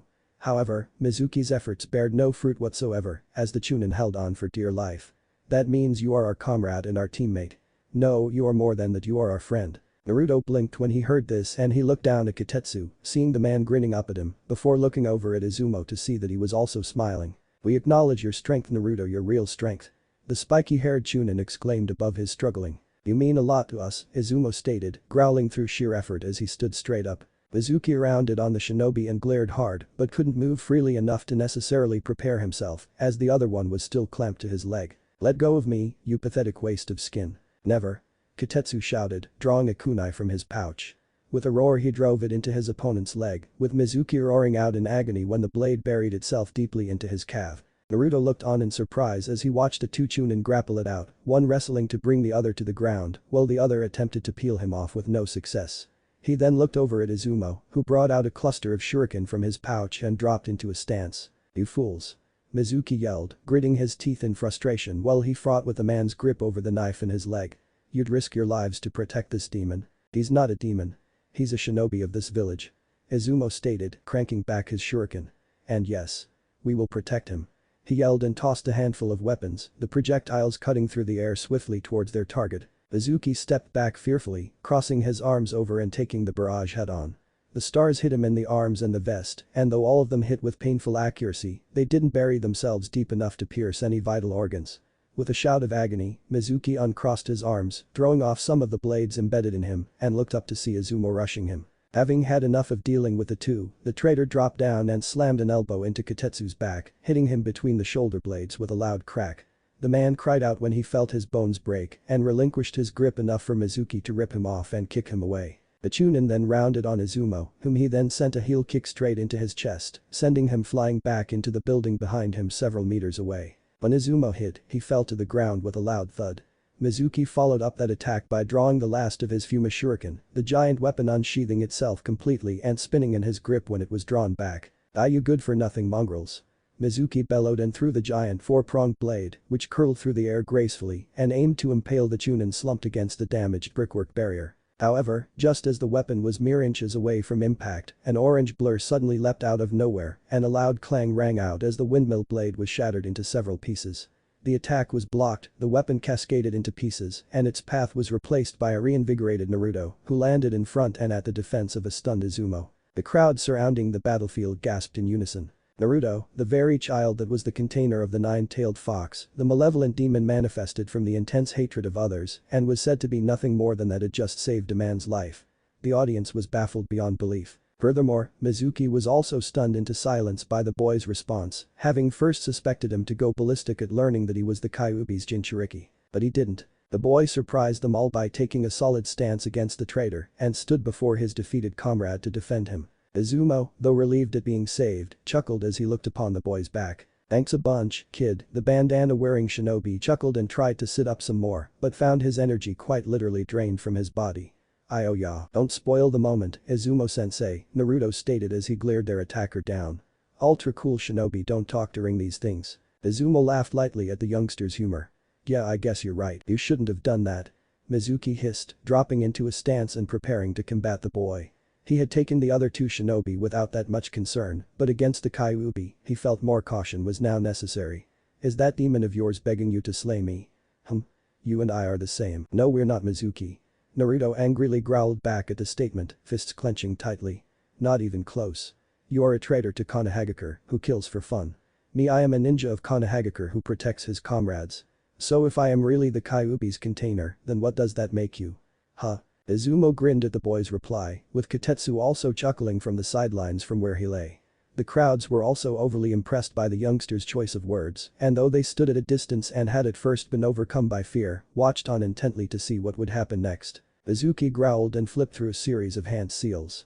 Unable to form a coherent reply against the troublemaker, he directed his next threat towards the spiky-haired genin, as well as his next attack. "Even so, you have no talent for ninjutsu or jinjutsu whatsoever. You may fight like a man, but you can't use any of the techniques that shinobi like me can." Naruto stepped forward with his right foot and threw his right hand forward, his left hand pulled back into a fist as he assumed a wide balanced stance, one that he had practiced for several weeks behind the school. "Bring it on, trash. I'll send whatever you throw at me back at you 1,000 times." The Jinchuriki shouted. "Burn in hell with your friends." Mizuki finished weaving his hand signs with a tiger seal and brought his fingers up to his lips. Sucking in air, chakra filled his lungs and boiled, heat beginning to rise off of him. "Kaiten. Nkakik no jutsu." The gargantuan ball of fire bellowed from his mouth and formed a massive sphere of twisting, hot energy in front the user. It spun and whipped before being flung towards its target just feet away. The crowd screamed out in terror at the proximity and the scalding temperatures of the attack, with Katetsu blinking in shock from where he was on the road. "That's too close. There's no way they can stop it in time," the Chunin thought, watching as the ball of orange flames grew in size, drawing closer to the Jinchuriki and his partner.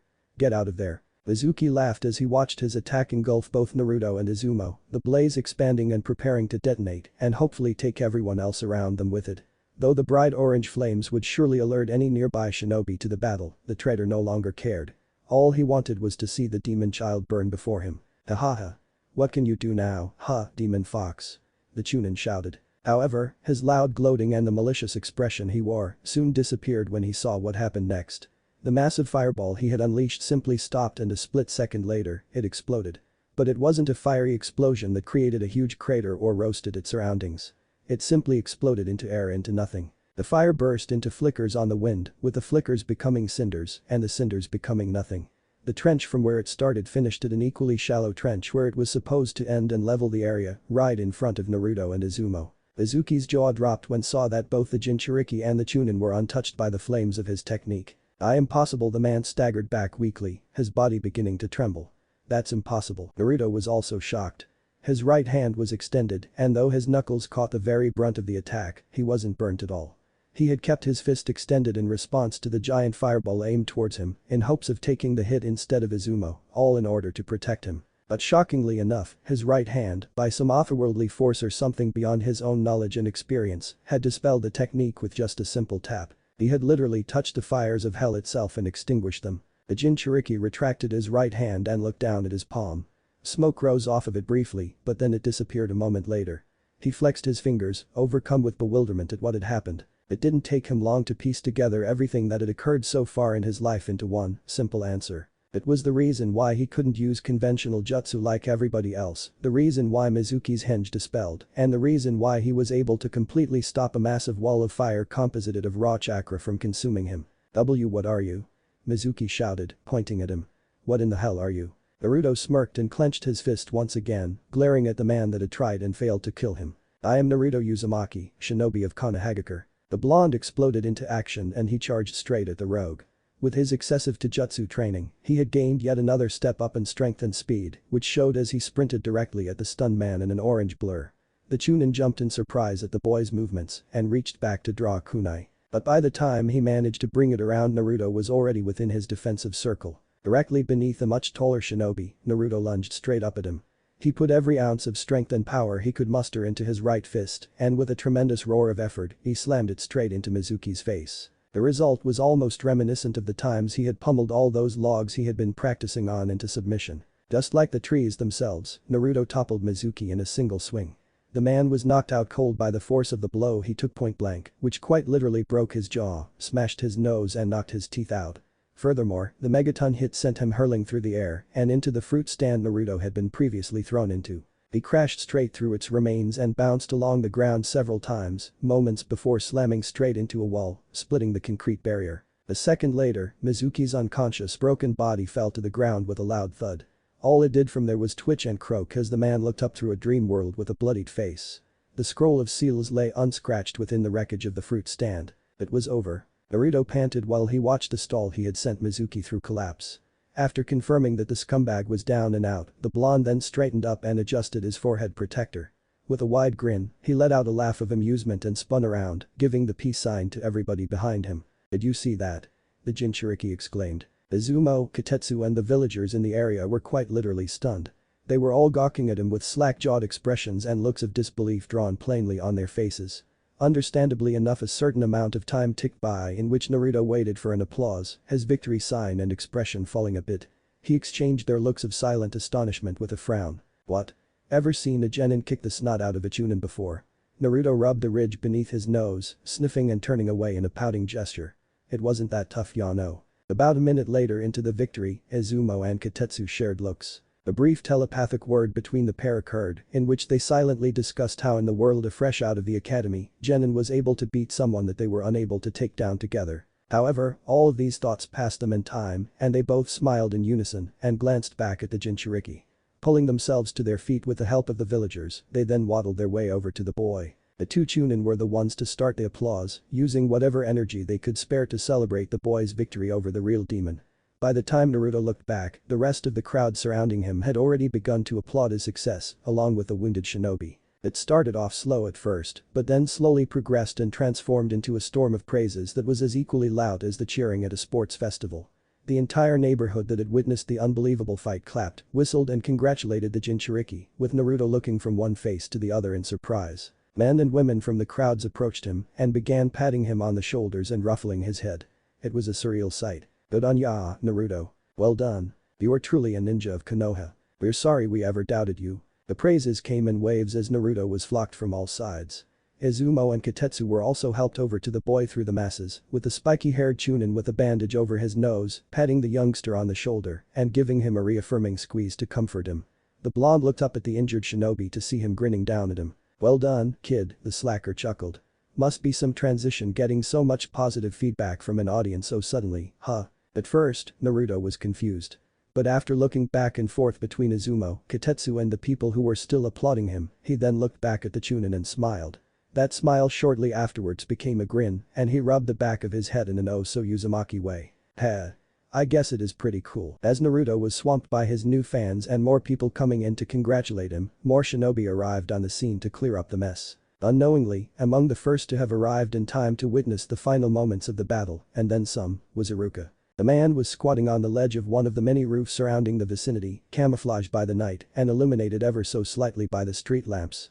The scarred Chunin smiled while he looked down at the cheering villagers, with Naruto smack bang in the center. It was quite a sight, and though he had considered stepping in to interfere with the closing battle more than once, deep down he had felt that Naruto had something to prove, something to overcome. And that's exactly what the boy did. Iruka was also able to confirm another thing, but that revelation was for another time. For now, he just stood back and watched the boy receive something he had never received from so many people in his life. Smiles, respect and acknowledgement. He really is destined for greatness. Way to go, Naruto. Naruto sat uncomfortably in the chair set up in front of the Hokage's desk, hands together and feet dangling over the side, while at the same time he was scrutinized by not only Hiruzen Sarutobi the third Hokage himself, but also by several other respective members of his shinobi forces. The elder was at the center of the group, flanked by two Anbu, and accompanied by Iruka, Katetsu and Izumo, the latter of whom were sporting bandages and had their arms in sling, all of them taking up space around the desk and staring at the Kyuubi's Jinchuriki.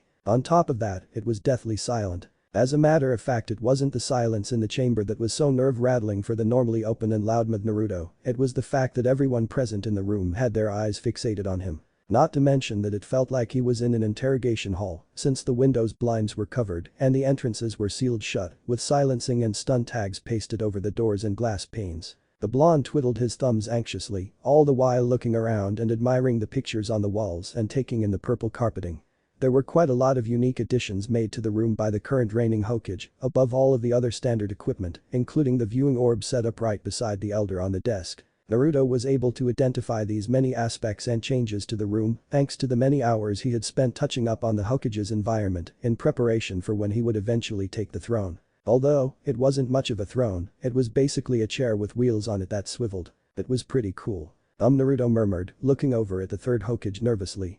See, could I try sitting in the big chair for a bit, Oji-san? The pipe in Hiruzen's mouth switched sides in a huff and the blonde slinked back a bit at the visual response. It was a good thing he could read emotion so well.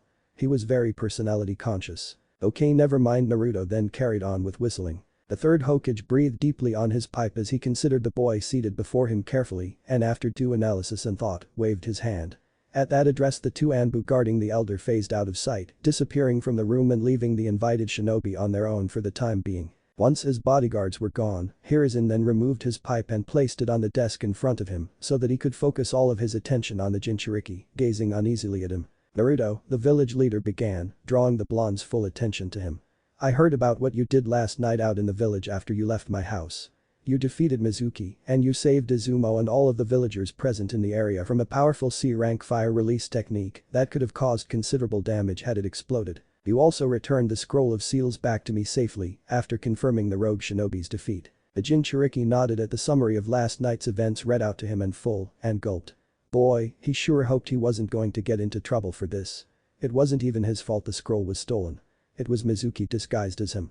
For an issue as big as this and over something so small, yet so incredibly valuable to the village, the genin knew he was going to be penalized in some way. Time under Iruka's wings over the many years he has attended the academy has taught him many things, if not the one that seemed like the most significant detail being explored here, that people were pretty short-tempered when it came to treasured items being stolen. There was no way the elder was going to let him go so easily. Naruto flinched when he heard the man cough and clear his throat. The suspense was killing him. I must say I'm very impressed with you, Hiruzen smiled. Huh?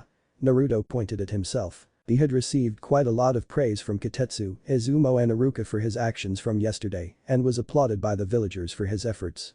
From them alone it was a bit of a shock, but never had he expected to be acknowledged by the third in the same manner and with a smile to boot, what with the interrogation arrangement and everything. He blinked away his surprise when the village elder resumed his speech. You defeated an opponent that was able to bring to heal myself and later 2 other Chunin level shinobi simultaneously, in spite of being severely wounded himself. What you accomplished out there was quite a feat, particularly for a newly promoted genin, Hiruzen stated. I believe your actions last night merit some kind of a reward. Oh really? Naruto grinned while rubbing the back of his head bashfully. He then smiled down at the large desk laid out before him and pointed at it. Then could I? Sorry Naruto, you're not strong enough to be Hokage yet, the third exclaimed, well aware of what he was going to ask next. The Chunin standing around also smiled in amusement, Iruka in particular who gave a light chuckle. The elder then slid open the drawer next to him and pulled out a file. Flipping it open, he revealed an old photo of Naruto pasted onto the introductory profile page and to the other documents related to him. From the amount of papers there were, Kitetsu and Izumo assumed from where they stood that it was filled with all sorts of clutter from years of troublemaking. The village leader paid the contents little mind and pulled out a pen. I'll add this accomplishment to your permanent records and classify last night's events as an A-rank mission. You'll be paid well for this Naruto. Hiruzen glanced up at the boy in question to see him grinning and still swinging his legs back and forth on his chair. You should be proud of yourself. Thanks, Naruto exclaimed, rubbing the back of his head bashfully. The Jinchuriki then became distracted by some other thought lingering over his mind and brought his right hand up for inspection. Though he didn't receive as many injuries as Kitetsu and Izumo did in their battle, he was still pretty shaken up from his brief skirmish with Mizuki. While the fight had been catastrophic for the Chunin, all the wounds Naruto had sustained were merely shallow bruises and a couple of cracked ribs. However, he hadn't had these injuries checked out at the hospital yet, not to mention they were no longer distinctive or present on his body. He couldn't even feel the broken bones anymore. They were all healed up. It was quite a puzzling development. Last night had left him with many questions he wanted to ask and needed to be answered.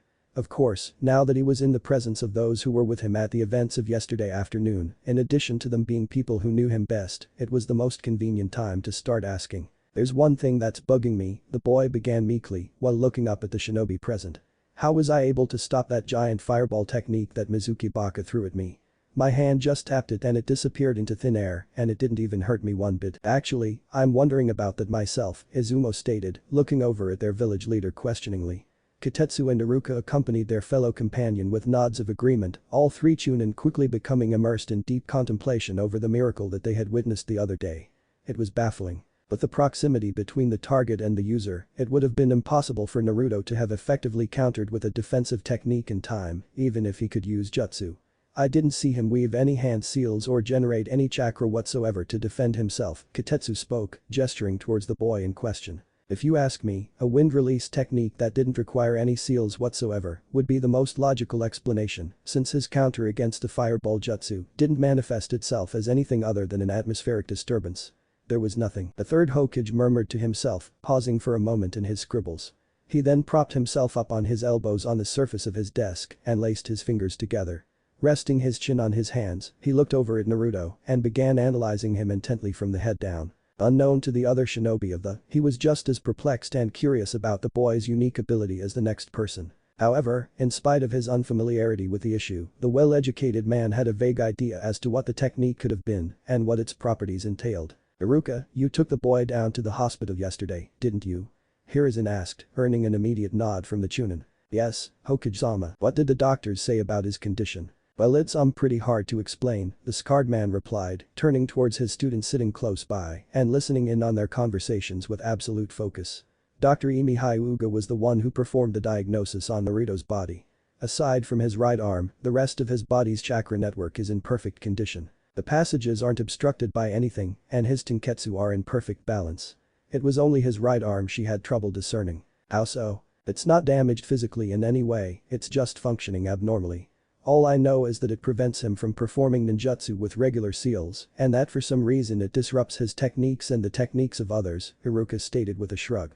His expression remained serious as he gave the Hokage and to those listening a thorough breakdown of the issue. That much I gathered from my talk with her. So that's it, Hiruzen Sarutobi replied and looked over at Naruto, who was glancing between all of them curiously. The old Kage took his time to take in the boy's condition and the new information shared with him by his teacher. Hiruzen had made a note years ago to keep tabs on Naruto's progress and development ever since he was admitted into the academy, which was why he always had his file on hand, and ever since his first failings at ninjutsu, has kept an even closer eye on him. Apparently, his problem was most troublesome.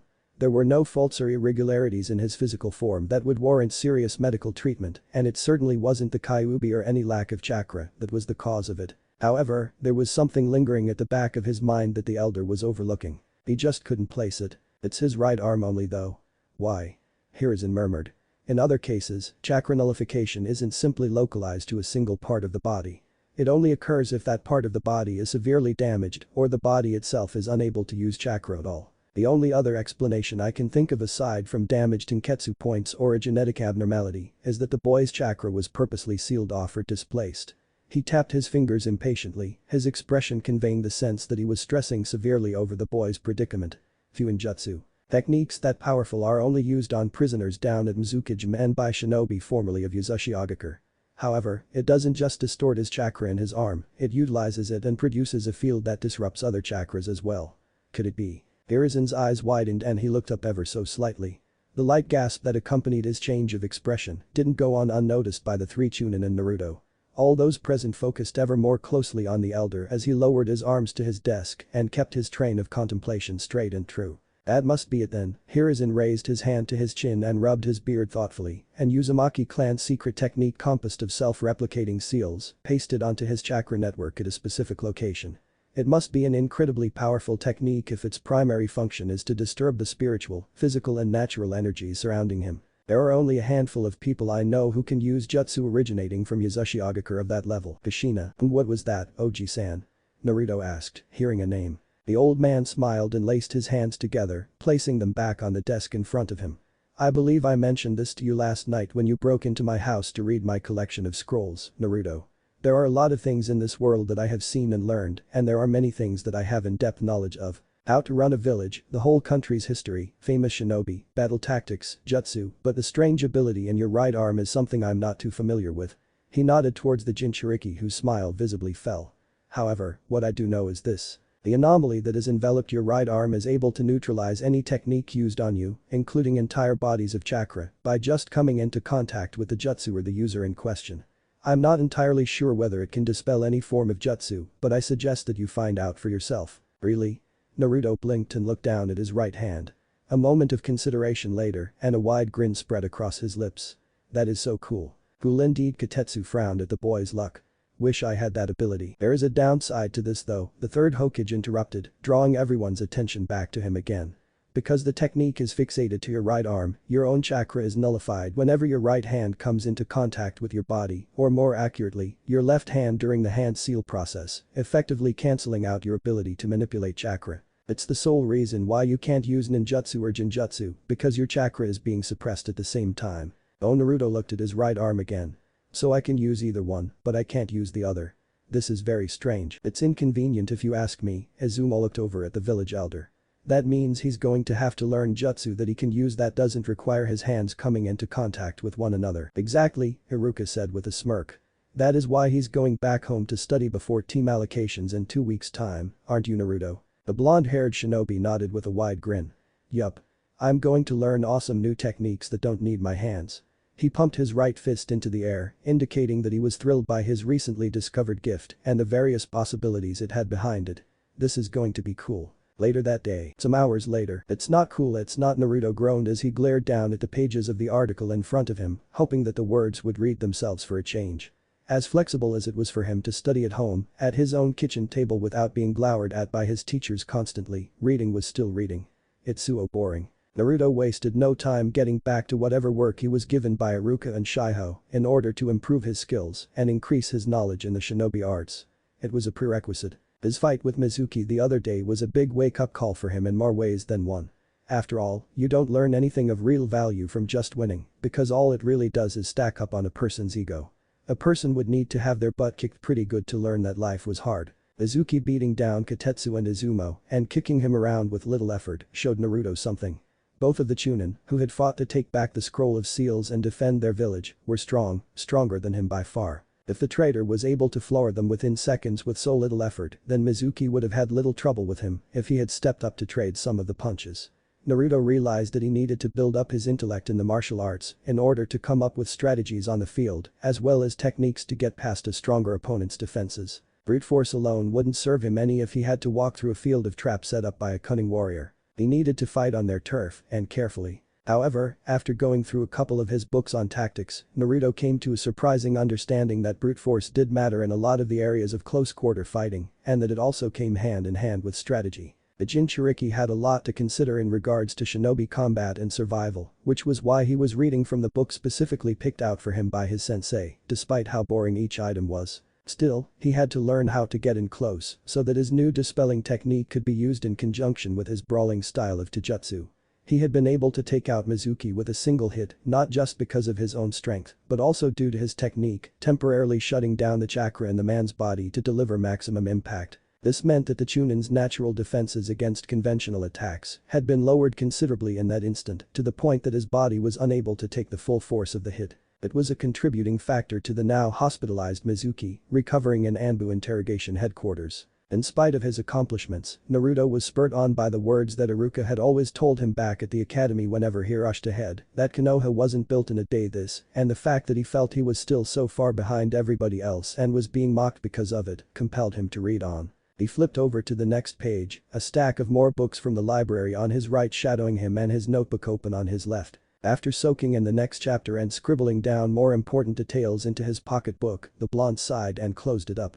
Tossing the Survival Guide Volume 2 aside, he then focused attention on the stack of other thick almanacs sitting beside him that he had to go through. He ran a finger up and down the pile, rubbing his chin in silent contemplation, before grabbing one of the more interesting looking ones about explosive tags. Figuring he could learn something cool from that item, he opened it to the first chapter. Introduction.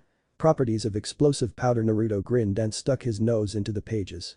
Now this sounds interesting. The book Naruto actually picked up after nudging aside the survival guide for a breather turned out to be quite appealing to him.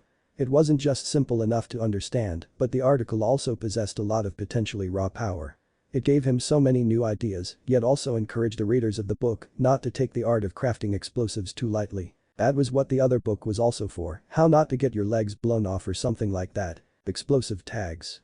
How to master their fire was quite a compelling read, none to say the least. Naruto had his nose buried in it for most of the day to follow. He lay down on his couch to read, and when he heard his stomach start complaining, he popped down to Ichiraku's ramen for his favorite miso delight. Hell, he read all the way down there and didn't even lower his book for a second when he sat down at the bar stool. He would only trade hands with the book whenever he needed to take a sip from his broth, enjoying both a good meal and a good read at the same time. Fuchi and AM were pretty perplexed by how Naruto was so fixated on his book.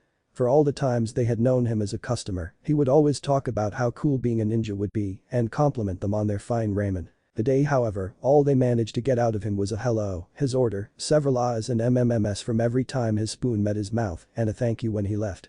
Admittedly, they hadn't seen that much discipline in reading since Kakashi last came by with a new issue of Icha Icha Paradise tucked under his arm, which earned him more than a few glares from AM. From his trip from home to his exit from the ramen bar, Naruto read on and on and on, carelessly bumping into pedestrians who were also paying little attention to the road in front of them. Unlike the other times when the young Jinchuriki went about crashing into stuff, he was normally followed by flaks of shinobi in pursuit of him. It was an odd sight to see him walking around all professional-like. It was particularly perplexing to his classmates Sakura and Ino when they saw him walk by reading. Both girls were locked in a deep conversation when they spotted the familiar blonde Jinchuriki marching towards them and stepped aside in time to let him through when they noticed he wasn't paying attention. From there, the two girls took their time in watching him duck right under a man carrying a crate across the road and other miscellaneous traffic, as if he knew the people were there in the first place. Despite being completely fixated on his compelling read, he skillfully avoided injury and resumed his autopilot route. "What in the world is Naruto doing?" Sakura asked. Ino placed her hands on her hips and shrugged. "Beats me. Who cares what he gets up to in his free time?" The pink-haired girl glanced back at the platinum blonde and pointed in the direction the reputed idiot of the class had gone. But he's reading. I've never seen him read before, let alone pick a book up to start with. Maybe he's trying to impress someone." Ino shrugged back and turned heel, walking off with her nose in the air. Sakura followed suit, but not before sparing a glance back at the blindly strolling youngster that went by. After strolling around for a bit with his thoughts running wild with the possibilities the book was sharing him, he then thought of something. Stopping in the middle of the road, he held the book out a bit and analyzed it. He then thought back to the other books he had back at his apartment and how many they were. These thoughts shadowed him with dread. I can't read without slacking off in my physical exercises, and I can't train without wasting all the time I could be using to read all this important stuff. I can't perform one task without neglecting the other. Naruto shut his book and held it at his side as he pondered these new thoughts. All the while villagers were passing him by one after the other, some of the shooting curious glances in his direction as they walked by, wondering what he could be doing standing in the middle of the street the way he was. I need to find a way to balance my time, but how? His mind then worked its way back to the academy, and he cursed his luck when he figured out a way he could probably be in two places at once. Right, the stupid bunch in jutsu. If only I could use jutsu in the first place. Naruto frowned and glared down at his right hand. One of my many disadvantages. Great. So what's the point then? I remember from that scroll of seals thing or the academy basics handout whatever, damn, I need to take it easy on the books, there's just so much to know. Anyway, a person could absorb the information of a shadow clone Thingy when it dispelled or was destroyed, basically producing two existences from one, two points of view, and two roots of learning, while cutting the user's chakra in half, depending on how much energy they want to expend, as well as their learning time. I think I got it right, meh. But I can't use hand seals because of this stupid arm. How many times do I have to be reminded? He felt like screaming and tearing his own limb off for that fact. However, just as he was beginning to mull over it, he then remembered something else. Wait, Gigi said that I could probably learn how to use jutsu with only one hand. He looked down at his left hand instead and flexed his fingers. After considering the other, unaffected limb for a few seconds, he then nodded his head and looked around. Okay. New task. Time to experiment. Now where can I go to train where there's some space? It took him a short time to figure out where he needed to go. Remembering that Konoha had plenty of reserves designed for these kinds of purposes, Naruto then hurriedly made his way in the direction of one of the village's many forested areas. He couldn't wait to try out his theory. But at the same time, he was fearful of the results. A third training ground, to say that Naruto wasn't pleased was just a bit undersold. However, he still couldn't shake the feeling of disappointment as he looked upon the clone he was actually able to make. Following through with the hand seals he learned back in the academy required for him to produce the Bunshin no Jutsu, Ram Snake Tiger, he attempted to create a clone. He started with his two-hand approach to make sure that the next phase would not be a fluke.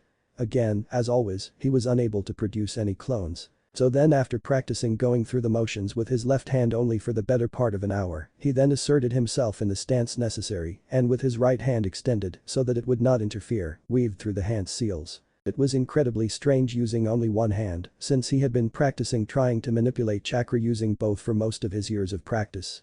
Nevertheless, after gathering his chakra at the pit of his stomach and flipping through the required signs, he was rewarded with two simultaneous puffs of white smoke. Glancing behind him to marvel at his very first successful jutsu with anticipation brimming in his eyes, he was immediately let down when he saw the two doppelgangers he was able to produce lying flat out on the floor, pale white and lifeless. The poor duplicates were practically dead the moment they were summoned. Naruto scolded as he looked at the two lifeless bodies slumped on the ground with drool leaking out of their mouths before marching over and tried to pick one of them up. As soon as he came in contact with it, however, it disappeared in a puff of smoke when his right hand nudged it. He then went to pick up the other one, this time with his left hand, and attempted to shake him awake. He had no idea how he was able to pick up what was supposed to be a shell of chakra or an illusion in the first place, but he guessed it had to be the insane amount of chakra he had put into it that contributed to its mass and physical manifestation. Receiving only a groan from the lifeless drone in response, Naruto then shook his head and slapped it across the face with his dispelling hand. The copy disappeared a split second later. Okay, so now I know I can use jutsu with my left hand, Naruto said while holding up the limb in question. But not successfully. Damn, my first ninjutsu and it craps out on me. Rubbing his chin in thought as he looked at his left hand from back to front, he began thinking about what other jutsu he could accomplish. Figuring that perhaps his chakra was always in constant imbalance and that the regular clone jutsu didn't comply with his own chakra network, he then looked towards an alternative. He didn't just leave the Hokage mansion with a new idea, but with a couple of the jutsu he had read from the scroll of seals in mind. The very first one that was on the rollout was something called the mass shadow clone jutsu. It was described as an S-rank technique because of the amount of chakra it took from its user to create the number of clones. The exact number of clones was left undetermined, but Naruto figured that with his huge well of chakra, it would be sufficient enough for him to produce at least one clone. The hand seal was easy, as it was a technique-specified hand seal where one would cross the left over the right. Knowing he couldn't use his right, he compensated for the lack of the other by simply forming half of the ram seal. Concentrating hard, he then began manipulating his chakra as instructed from the scroll and began to output it for the number of clones that he willed. He actually broke a sweat attempting to accomplish this as he had to mold the chakra without his right hand, which he kept extended away to prevent it from interfering. It was incredibly difficult. However, after a couple long minutes of getting the feel of his chakra and shaping it to take the form he was intending to create, he then unleashed his technique. Through practice of the hand seals, he was able to get the general idea and feel of how to produce jutsu with one hand. But when done practically in conjunction with his chakra, it was a whole new experience. After years of tries and fails, it was a big shock to him to finally start getting it down. The jutsu he used seemed to come naturally to him. The technique he performed felt quite different from when he tried to perform the clone technique beforehand. The moment he allowed the technique to manifest, puffs of white smoke exploded around him to form a thick cloud that covered the area around him. He waved his hands through the air to clear it, and so when he turned around, he saw a swath of about half a dozen clones standing behind him. The copies were all perfect, right down to their outfits and skin texture. The copies were also looking at themselves, marveling at how they came into being, with the user also blinking in astonishment. He had to shake his head several times to make sure he wasn't dreaming. "Wow, I did it." Naruto grinned and let out a laugh, punching a fist into the air. "Yada. The Kage Bunshin no Jutsu actually worked for me. Yes." He then walked over to the clones, which were all now looking at him. "Hey boss. Awesome, isn't it? This is pretty cool." The copies then began to mingle, with the user looking from one entity to the other, walking a full circle round the group before stopping directly in front of the first three. He then raised his right hand with a grin. "High five. Alright." The two Narutos exchanged pleasantries, but the moment the clone touched the user's right hand, it exploded into a cloud of smoke. The other clones looked over in surprise, where they saw Naruto standing in the midst of the last clone with a look of surprise. Blinking several times, the real Naruto glanced down at his right hand and nodded his head in understanding. "Oh right, my dispelling ability. Damn, I have to come up with a name for it." Clenching his fist, he then pointed up at the remaining clones standing in front of him. "Okay you lot, I need a name for the technique in my right hand. Start throwing any suggestions out." "Righty. Shield. Hand of God. Fist of Awesomeness. The Annihilator. Sheldon." "No, you morons. Those are all stupid," Naruto shouted before beginning to pace around to think. In the meantime, his clones continued thinking up names amongst themselves while also bumping fists with one another. They observed that though the original Naruto, their creator, had the ability to dispel jutsu in his right hand, they also noted that they didn't. So, weighing up their collective knowledge from the original, they determined all on their own that it was safe for them to use their right hand on each other to congratulate and make gestures without fear of hitting each other by accident. One of the clones dispelled itself the moment this realization was made. Seconds later, while Naruto had his back turned to them and was distracted over thinking up a name for his right arm and thinking about what other possibilities it had, he was suddenly hit by what the one clone had learned. He blinked and spun around to see only 4 out of his 6 clones remaining. He scolded and pointed at them. "I didn't tell you to dispel." "Hey wait," the boy double-backed at the new information in his head. "Hey, it actually works and my ability in my hand doesn't transfer onto the clones. How strange." He glanced down at his right hand in surprise. "So does that mean the clones can use jutsus with both hands in my place?" "Probably," one of the copies spoke up, raising his hand as if he were in class, while the other clones stood around him staring at the original. "You split your chakra evenly between us, boss. We may be copies, but that doesn't mean we can't use other jutsu." Enthralled by this, Naruto grinned and punched his fist in the air again. "Alright. Awesome. This is getting better and better. I've got so much more to learn now. Maybe this can work out for us after all." He then walked back over to his clones, stopping several feet from them to assert his position as the original. "Okay, if this thing with my right hand is going to stick around, then we'll have to practice using only one-handed hand seals from now on. I also need to practice with the Kage Bunshin no Jutsu some more so that I can get used to it and the amount of chakra I need in order to break even with my copies each and every time. It shouldn't be that hard. You know that you can use us to speed up the time you need to train, boss," another clone exclaimed, thumping his chest. "We can practice using hand seals and gathering chakra, and we can also experiment with some of the other jutsus you want us to learn. You can count on us." "Yeah, but we need to practice using only one hand," the copy behind the last clone to speak stated, slapping the offender over the head. "Don't you listen, dumbass." Okay, no arguing. You're alright," the original Naruto shouted, stressing order between them. The clones stopped glaring and returned their attention to him. We're also going to have to learn to fight in groups and become comfortable fighting independently, separately, and with a reasonable amount of space between us when collaborating as a team so that you don't get dispelled by my right hand by accident." Naruto looked down at both of his hands, flexing his fingers to emphasize the difficult and problems he would be facing with his training. "My taijutsu is fine when it's just me, but if I'm using the shadow clone technique, my strength and chakra is split up between us. That means I need to get stronger and faster on my own so that a high amount of it can be transferred into all of you guys. That means more physical exercises. We can work on team dynamics later. So what do you want us to do?" A clone spoke up, raising a hand. Naruto grinned and reached into his pocket, pulling out the book in his hand. "You guys are gonna help me study." He handed the article in question to the clone in front of him. When the clones gathered to analyze the book given to them, Naruto then stepped away and formed the trademark one-handed seal for the shadow clone technique. "Let's do it." Puffs of smoke exploded around him again, this time at a much faster rate. When the clouds cleared, they revealed more clones, about a dozen this time, all of them appearing to join their brothers fawning over the book. The original turned towards them and admired his work, noting that all the clones were once again exact copies of him. The clones also looked amongst themselves before turning towards the original with and giving him their absolute focus. Naruto then pointed at the group in front of him. "You four, practice the henge no jutsu. Over there." He directed them towards the trees, yelling as if he were a company sergeant in the army. The clones saluted and ran off to perform the task, the original screaming orders after them. "Remember, only use the left hand. You four." Naruto pointed at the next group of clones, who all stood to attention rather clumsily. "Practice this jutsu, the Kage Bunshin. Over there. Go, go, go." The Jinchuriki hurried the clones off, who all saluted and went over to their corner of the field in a hurry. This left the last four, with Naruto turning to them and pointing.